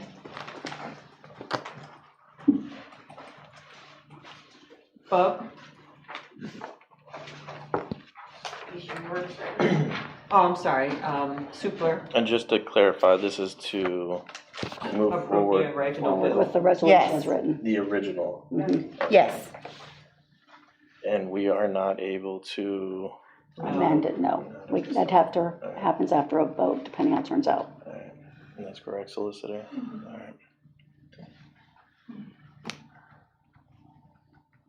No. I didn't hear. She didn't hear you. Bob? No. John Askew? Before I vote, I just want to make clear, the phrase beyond a reasonable doubt, whether this can go to, affordable housing or not, conflicting substantive information and narrative leave me insufficiently confident that this particular reallocation is going to pass the audit process in the end. There are various scopes and limitations, so I have to vote no.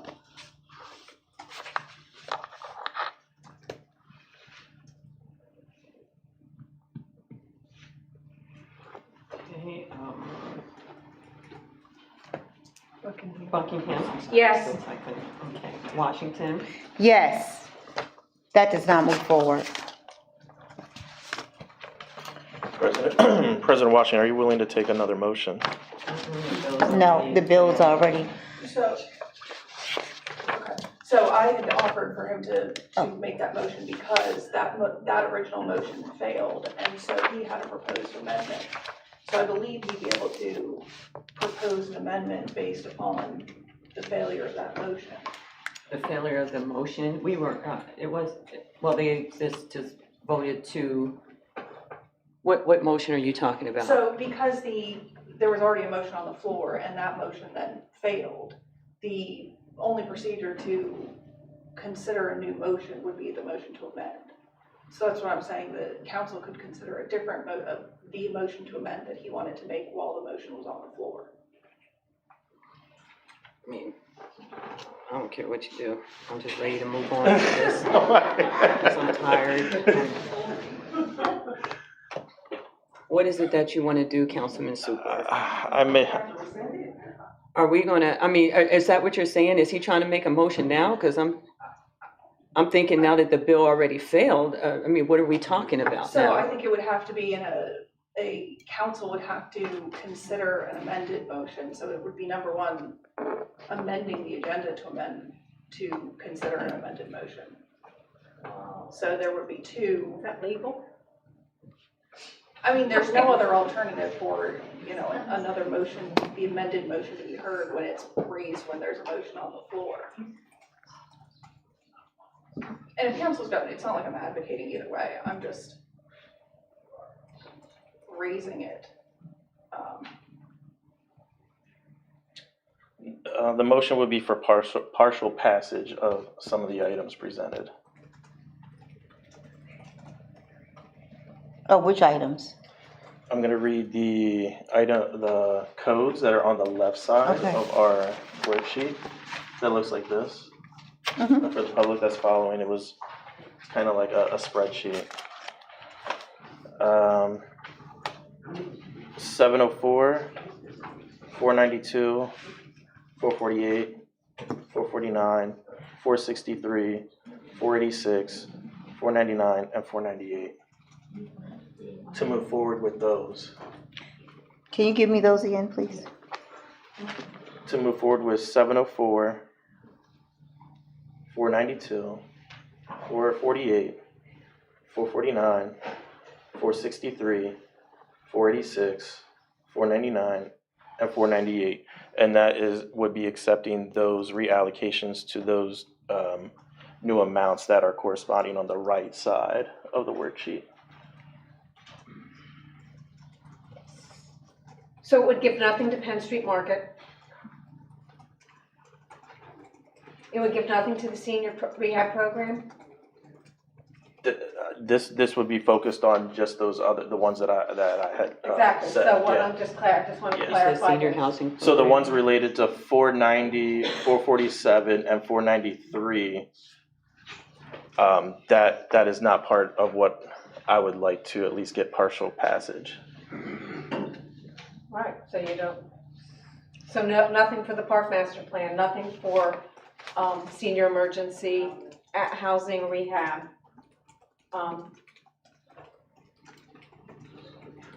Nothing for Sylvia Newcomb Center. I just want to clarify that this is, Yeah, that would be separate okay. based on the previous discussions with the public and council members that we have heard today. Is there a second? There's no second and that motion dies. Okay. Moving along, we have introduction of bill number 6. It should be bill number 11. 11, I'm sorry. Bill number 11 introduced, I'm sorry. So introduced. Bill number 11 introduced by Betsy Buckingham, amending Article 307 incentive programs for dwelling improvements, RETAP, to align the application review and abatement notice process with the requirements of the City of York. And that is a bill and it will sit. Up next, we have introduction of bill number 12. So introduced. Bill number 12, introduced by Betsy Buckingham. Amending Article 308, Local Economic Revitalization Tax Assistance Program, or LRTA, to align the application review and abatement notice process with the requirements of the City of York. And that is a bill as well, so it will sit. Sorry, Cliff, about my mic. Up next, we have introduction of bill number 13.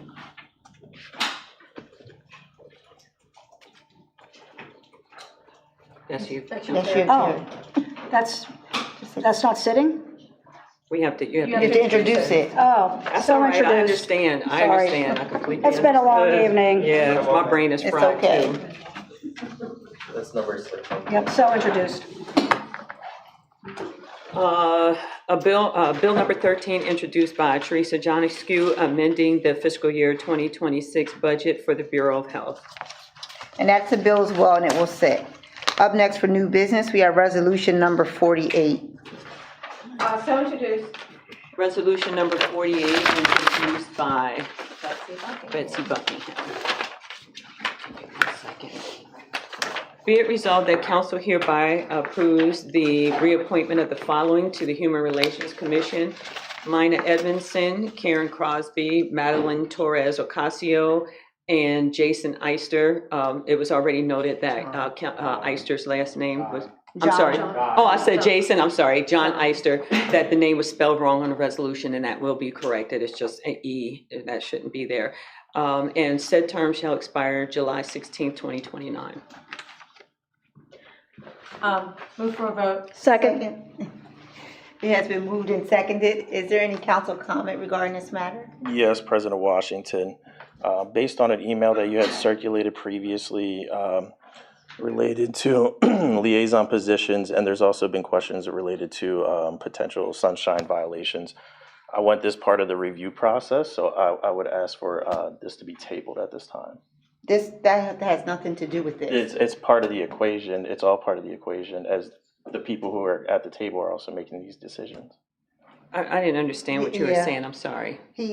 Councilman Supler is referring to a memo that I sent to everyone regarding some concerns that were raised from the Human Relations Commission. I would lead to Solicitor Flower regarding this because we're voting on individuals to serve on the Human Relations Commission, not for anyone overseeing. I mean, it's certainly up to council as to whether or not you'd like to accept the request to table it. You know, the scope of what you can consider, or, you know, what anybody can consider isn't necessarily limited. Okay. You could certainly decide to table it or decide to move forward with it, with a vote on the item. Thank you, Solicitor Flower. Solicitor Flower, is it correct that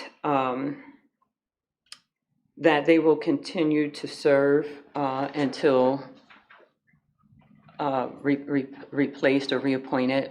I believe so. I believe under Article 185, the positions do continue until replaced. Yes. That's your motion. Yes. Councilman Supler has placed a motion on the floor. Is there a second? That motion dies.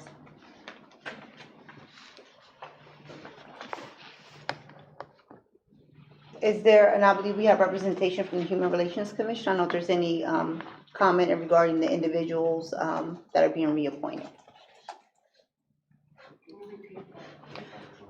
I don't know if there's any comment from the Human Relations Commission in regards to the individuals that are being voted on this evening for reappointment.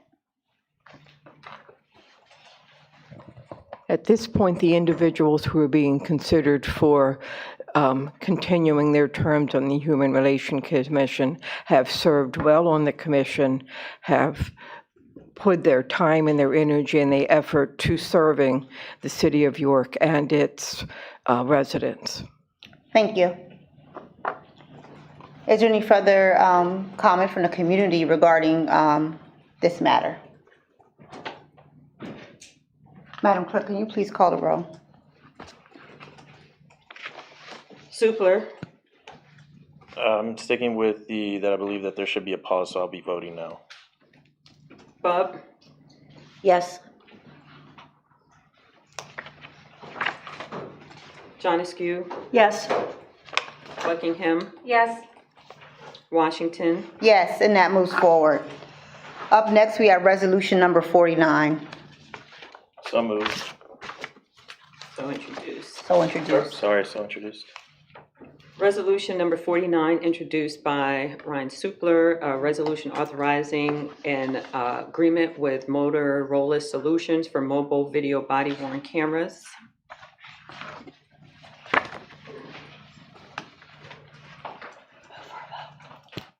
Move for a vote. Second. It has been moved and seconded. Is there any council comment regarding this matter? No, ma'am. I believe Captain Lentz is here if you have any further comments.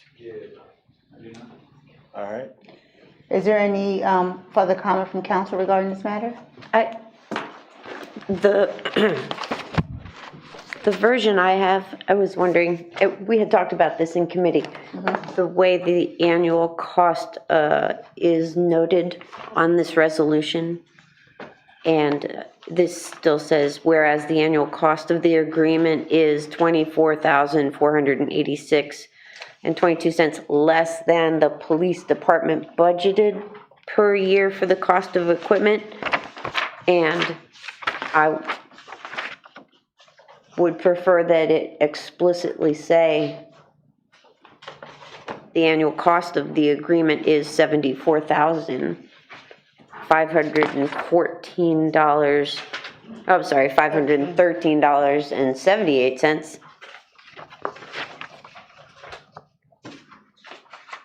Is there a motion to amend the resolution to include the amount of the contract? So moved. Is there a second? Second? Can I second my own motion? I don't know. All in favor? Well, Aye. aye. Anyone opposed? Anyone abstaining? That moves forward with that change. Could you just repeat for me real quick what the amount was? Yes, 74,000. Give me 1 second here. Sure.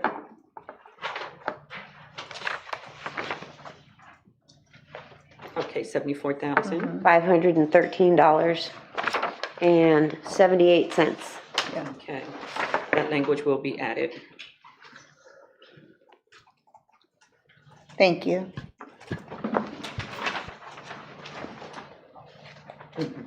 As amended.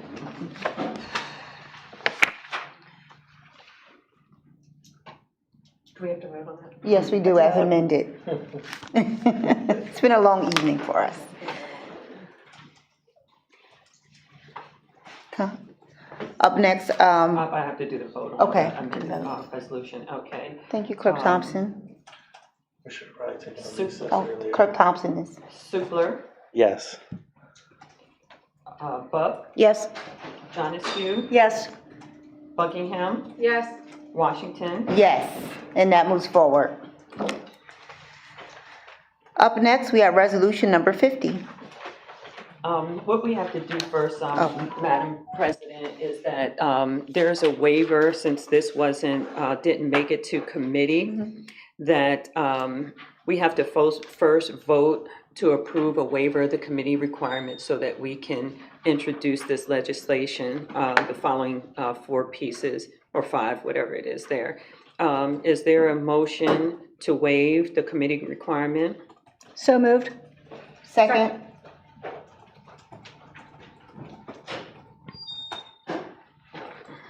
All in favor, say yes. Yes. Opposed, no. What's the other word? Abstain. Abstain. All right. All right, that moves forward. Now we can get into resolution number 50. Madam President, you can take 9, 10, 11, and 12 off the agenda because you didn't pass the Oh, correct. ARPA funding. So We didn't pass the reallocation. Thank you, Intern Director. we will not be improving our parks for the kids. But I would like to take action on item number 13, if you would, please. So up next, we have resolution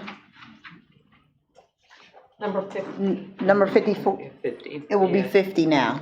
Since Director Gross, you said 9 through 11. 9 through 12. Well, 9 through That would- 12, correct? Yes, it would be 9 through 12. So Vance Park was part of this ARPA recommendation, so that playground will not be renovated. Willow Park as well, that it won't happen. And then general recreation for both Vance and Willow Park. So there will be no work done on those parks.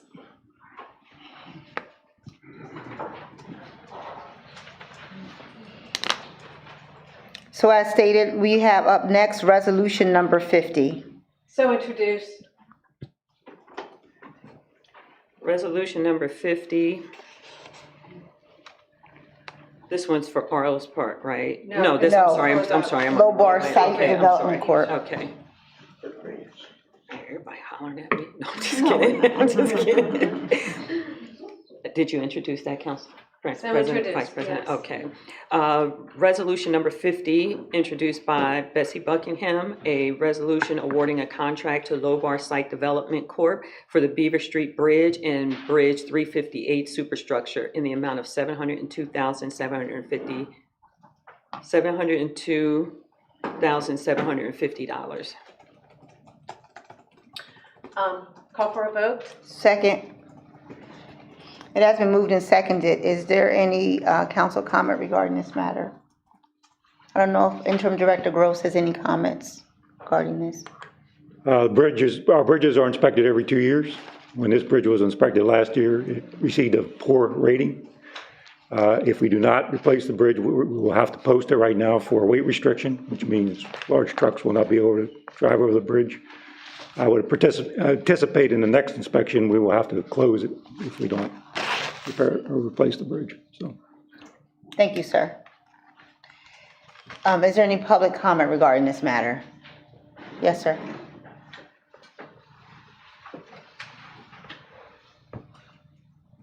I do want to not present myself as not supporting this, but I do want to stress this. Councilman Ryan Supler, Councilwoman Teresa Jonescu, Councilwoman Elspeth Buck. Basically what you just did was to prioritize a bridge over parks and other things in our community, and it's noted. Thank you. Is there any further council comment regarding this public comment regarding this matter? Madam Clerk, can you please call the roll? Supler.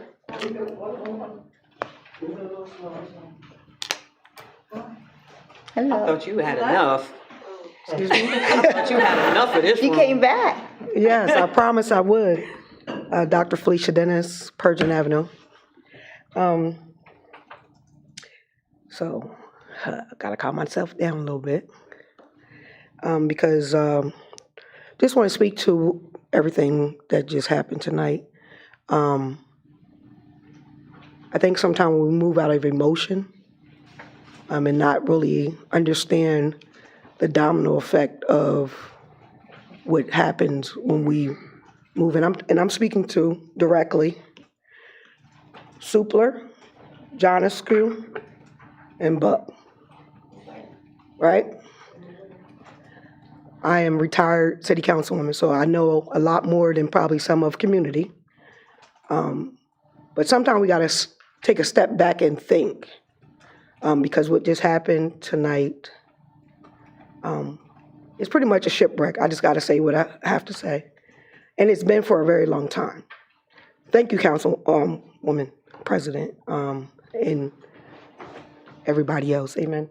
And Mayor, I'm a little agitated, so I'm trying to calm myself down so that I say what needs to be said. But it's just a mess sometimes when you sit back, you listen, and when pieces of things are brought to you, especially when the community is not fully aware of everything. But then we have people that move, and I'm gonna call it puppeted, meaning that you're moving because someone's in your ear, you're moving because this is what you feel. You say you're for the community, but what we just did tonight just collapsed our parks, right? So many different things, because we're looking at one specific thing versus the whole entire picture. So the problem is when we do that, we find ourselves losing pretty much everything. And we're talking about timeline as far as just for the allocations of the funds, meaning that the funds could have been allocated to the place where Mayor Walker was trying to put it. But I believe when I was on a committee on Wednesday online, that it's being placed there so that we did not lose it. But if we did not use it where it was being placed, it could be put other places. Am I correct? Correct me if I'm wrong.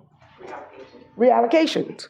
And so when we make moves like we did tonight, I just think it's just airheadedness, really, because now we're looking at that there are other things that will not be done because we were focusing on one specific area. And so I just wanted to say that. I did promise I will come back and I will speak out. 1, for our community, 2, for our children, 3, for our families.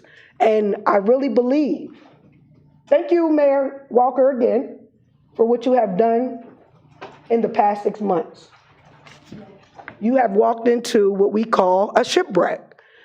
Council, we have known that what? It was shipwrecked. And so to try to blame the current administration is us not taking blame. I'm saying us because I was part of you. So what does that mean? I take, part of that. Even though that I'm on this side now, I'm still taking a part of that because I was sitting right there with you, right? And so we got to be very careful that we're not, once again, moving out of emotion or relationships with individuals that don't want to see the community move forward, but they still have you puppeted on strings while you're making decisions for our community and the residents that live in this city.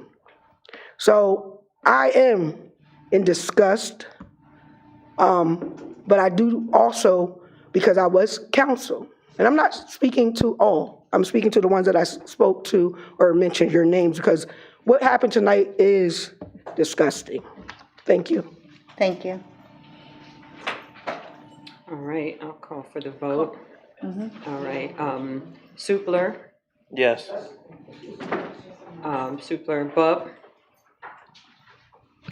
I thank Director Gross for his answers about the bridge. I was hoping we could delay it, but he explained how it's necessary, so I'm a yes. John Askew, Yes. Buckingham, Yes. Washington, Yes, and that moves forward.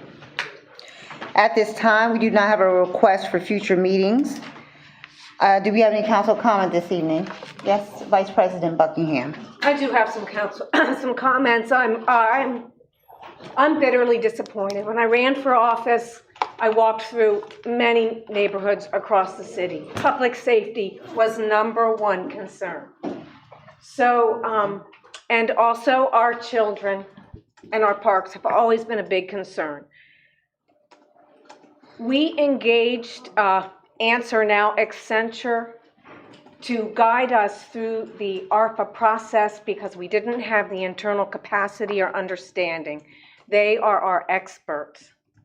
They have assured us at committee and through emails that the reallocations are compliant. I'm just very disappointed that we can't move forward with the parks improvements, moving the funds to public safety. It's a bitter disappointment, as I said. I am very disappointed. I don't think there's anybody here at this table that thinks that all of us aren't very concerned about affordable housing in our community and have been forever and have shown it through our work. This was about timeline for being able to use the money, and we have always known. You're right, we knew when the deadline was. This is just what happens, which Accenture verified. We are not the only community that they work with that gets to the end of the line and sees that some of the funds need to be reallocated. I'm very disappointed we were not able to do that this evening. I hope we can come to some sort of resolution to be able to use these funds. Thank you, Vice President Buckingham. I would like to say I'm extremely disappointed at the actions that happened today in regards to our ARPA funding. As Mayor Walker has stated, as I have stated, and as I've shared on my personal social media account, Council had an ARPA plan. It is visible on our website. There are updates to all projects that we have allocated ARPA funding to. We have allocated ARPA funding to affordable housing. We have allocated ARPA funding for our unhoused community. We have allocated ARPA funding to our minority and women-owned businesses. We have allocated ARPA funding to several projects for many community organizations, initiatives, as well as our own City Hall projects, which you can allocate funding for because we need to take care of our house as well. But what happened today is oftentimes, unfortunately, what happens in our community is called sensationalization. Individuals pick certain topics and they run with it. And I'm not saying that some things were not accurate, and I'm not saying that some things were not inaccurate, but what I'm stating is here, you have to have the whole picture. It's like picking up a book and picking up the last 2 pages and saying that you know the entire story and running with it and sharing it with others and sharing it with the community. When you did not read page 1, you read page 912 and 913, and you assume that you know the entire story. And as I shared before, as a community, we must have all the information. We must have everything accurate. We must have all the facts before we can make conclusions about certain situations and things, particularly to our ARPA funding, because it made it appear as a council and even our previous administration and current administration now that we did not allocate any money for affordable housing, that we did not allocate any money for our unhoused community, that we did not allocate any money in any way that we cared about our community, and that is incorrect. It is incorrect. That information is on the City of York website where you can see where we have allocated funding for certain projects. I'm not saying we did 100% of the things, I would say correctly, because none of us are perfect. None of us in this world are perfect. And this is not a utopia. I'm not saying that there's other changes could not have been made. I'm not saying that. But what I'm saying is we're not perfect, and this is not a utopia, the City of York. But what we did today was remove funding from our parks for our children so they can have a safe place to play, so they can have clean bathrooms that are updated for their families to go into. What we did today was remove funding for our seniors who are in homes that need repaired. They do not have money for those repairs. Our seniors have paid their debt to this community. And what we were said today is that for something that we did not agree with, one thing that, or 2 things or whatever, that money needed to be pulled. We also pulled from other, for our police department and other things. And many times we do not have all the information because we heighten certain things so that individuals can run after it. And that's not fair to our families in the community. That's not fair to our children in this community. And it's not fair to us as a city if we have to give this money back that we were entrusted with here in the City of York. We have 6 months, less than 6 months, to spend down these additional money, shall we make any other recommendations? And as I shared previously before, if someone started a new affordable housing project today, that money would not be able to be spent down by December 31st, 2026. If anybody's into housing, affordable housing development, whether it's market rate or affording, those individuals in this room that understand what I'm talking about knows that that is impossible to do. It is impossible to do. And so I just wanted to share that, like I said before, it's an utter disrespect, in my opinion, to our communities, an utter disrespect to the work that has already been done, to our residents, to our children, to our youth, to so many things in this community that could have moved forward with this project so that we could be able to address some of these concerns and have this money spent down by December 31st, 2026. Many of us on council have been here since the beginning of ARPA. Some of us have not, but we've all had the chance to ask the proper questions throughout the years and times that we've been here. We've all had the opportunity to get the answers. Some answers we did not get from the previous administration, and some answers we did.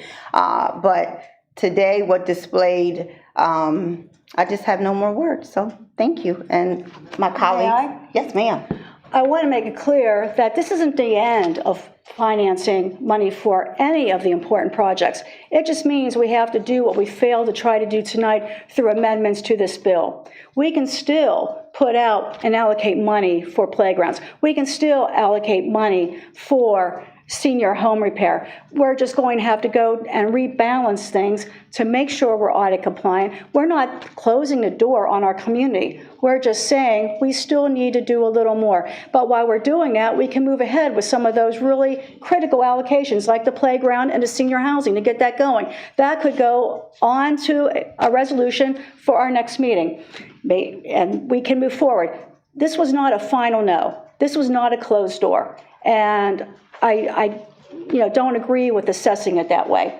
It just halted it for further reexamination, but it was not a closed door tonight on any of the things that are important to us. We just need further discussion. Thank you, Councilwoman Janescu. I agree with Councilwoman Janescu that this is not the final say, and this amendment was actually going to be pulling money from different affordable housing incentives, from a youth program, from various other programs. So that's not exactly the most accurate characterization that was presented earlier. And I do want to highlight, today was the eviction at Vance Park. This should weigh heavy in our minds that potentially throwing money at redevelopment projects on the same day we're kicking people out of their cardboard tents. I think that has to be on our minds at the forefront. This is serious. Like attending the Stable Housing Collaborative Emergent Needs, if we're not really putting it forward, and here the government's giving us this money to say, hey, go solve this problem. This is our problem right here, right now. There's even service providers here that understand. A person with lived experience even came. So we can't just put our blinders on. And I know I've been advocating this just about every council comment that says, hey, there's services out here, let's help, let's find a solution. And I just want to keep that on the in our hearts and in our minds on that. And I also want to keep this council comment positive, and I do want to share a huge congratulations to our graduates at William Penn. I think, yeah, I do want to say congratulations, graduates, also to our other schools, the York Tech and other programs, as well as congratulations to Harcourt Brain Center on your grand reopening.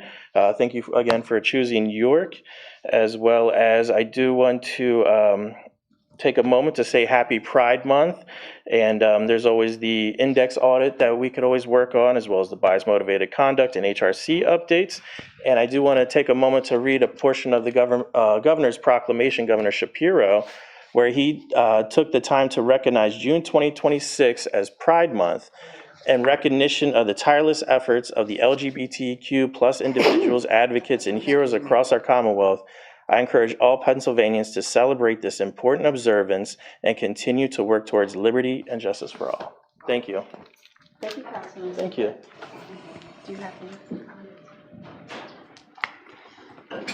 Is there any comments from the administration Sorry, Cliff. Is there any comments from the administration this evening? Yes, thank you, Madam President. So I do want to take time to thank our administration, the team, for all the work that was done to get to the bottom and reconcile with ARPA Accenture. It took months to get to these numbers. And so for me, I'm the type of person where, you know, I've served in an elected position for a long time. And when it comes to making tough decisions, when I became mayor, I wanted to make sure that council received any information they needed. So over this time, when you've emailed, when you've had questions, those questions have been answered. When it comes to ARPA, I go back to our timeline.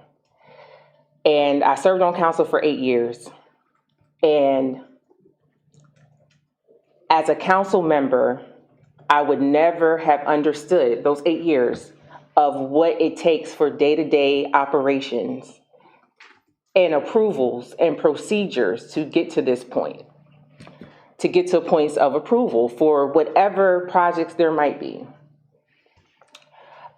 No one has blinders on. No one is saying that this is over. What I have told you from the meetings that we have had, for council members who have requested meetings, from the quarterly updates, is that we can only do what we can do. And so the months that we put into ARPA, these past, 3 or 4 months that we put into it, it was trying to get to the bottom of this so we could give you feasible options to address these funds. I am comfortable that we exhausted all opportunities when it comes to this. And I was advised not to come tonight, but for me, it was to see it through the finish line because that was my responsibility to do so. When it comes to what you may think can happen with this funding, it is up to you now to figure out what can be done with this funding.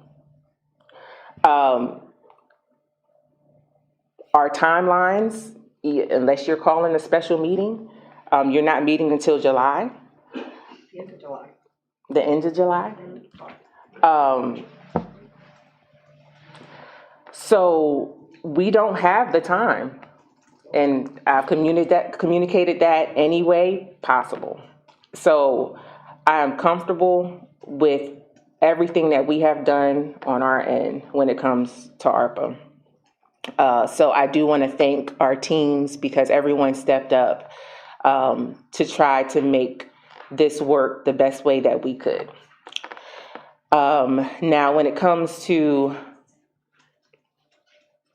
the scopes of work and eligibility, again, as Council President mentioned, and I have to give kudos to Clerk Thompson, because the ARPA recommendation plan, if anybody goes to that website, that webpage and clicks on it, you can backtrack any and everything if you have questions. All the documentation is there.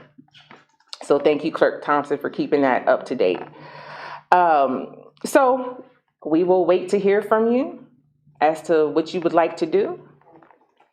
And then we will have discussion and go from there. Congratulations to the class of 2026 on all ends. It was a wonderful graduation from William Penn Senior High School.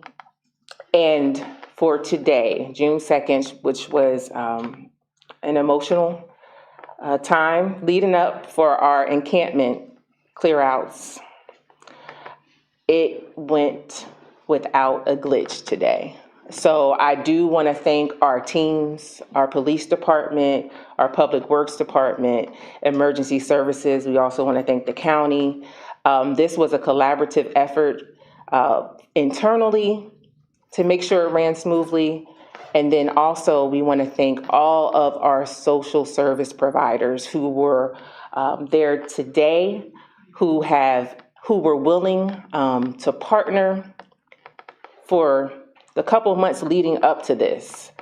Anyone who wanted to take advantage of services, those services were available.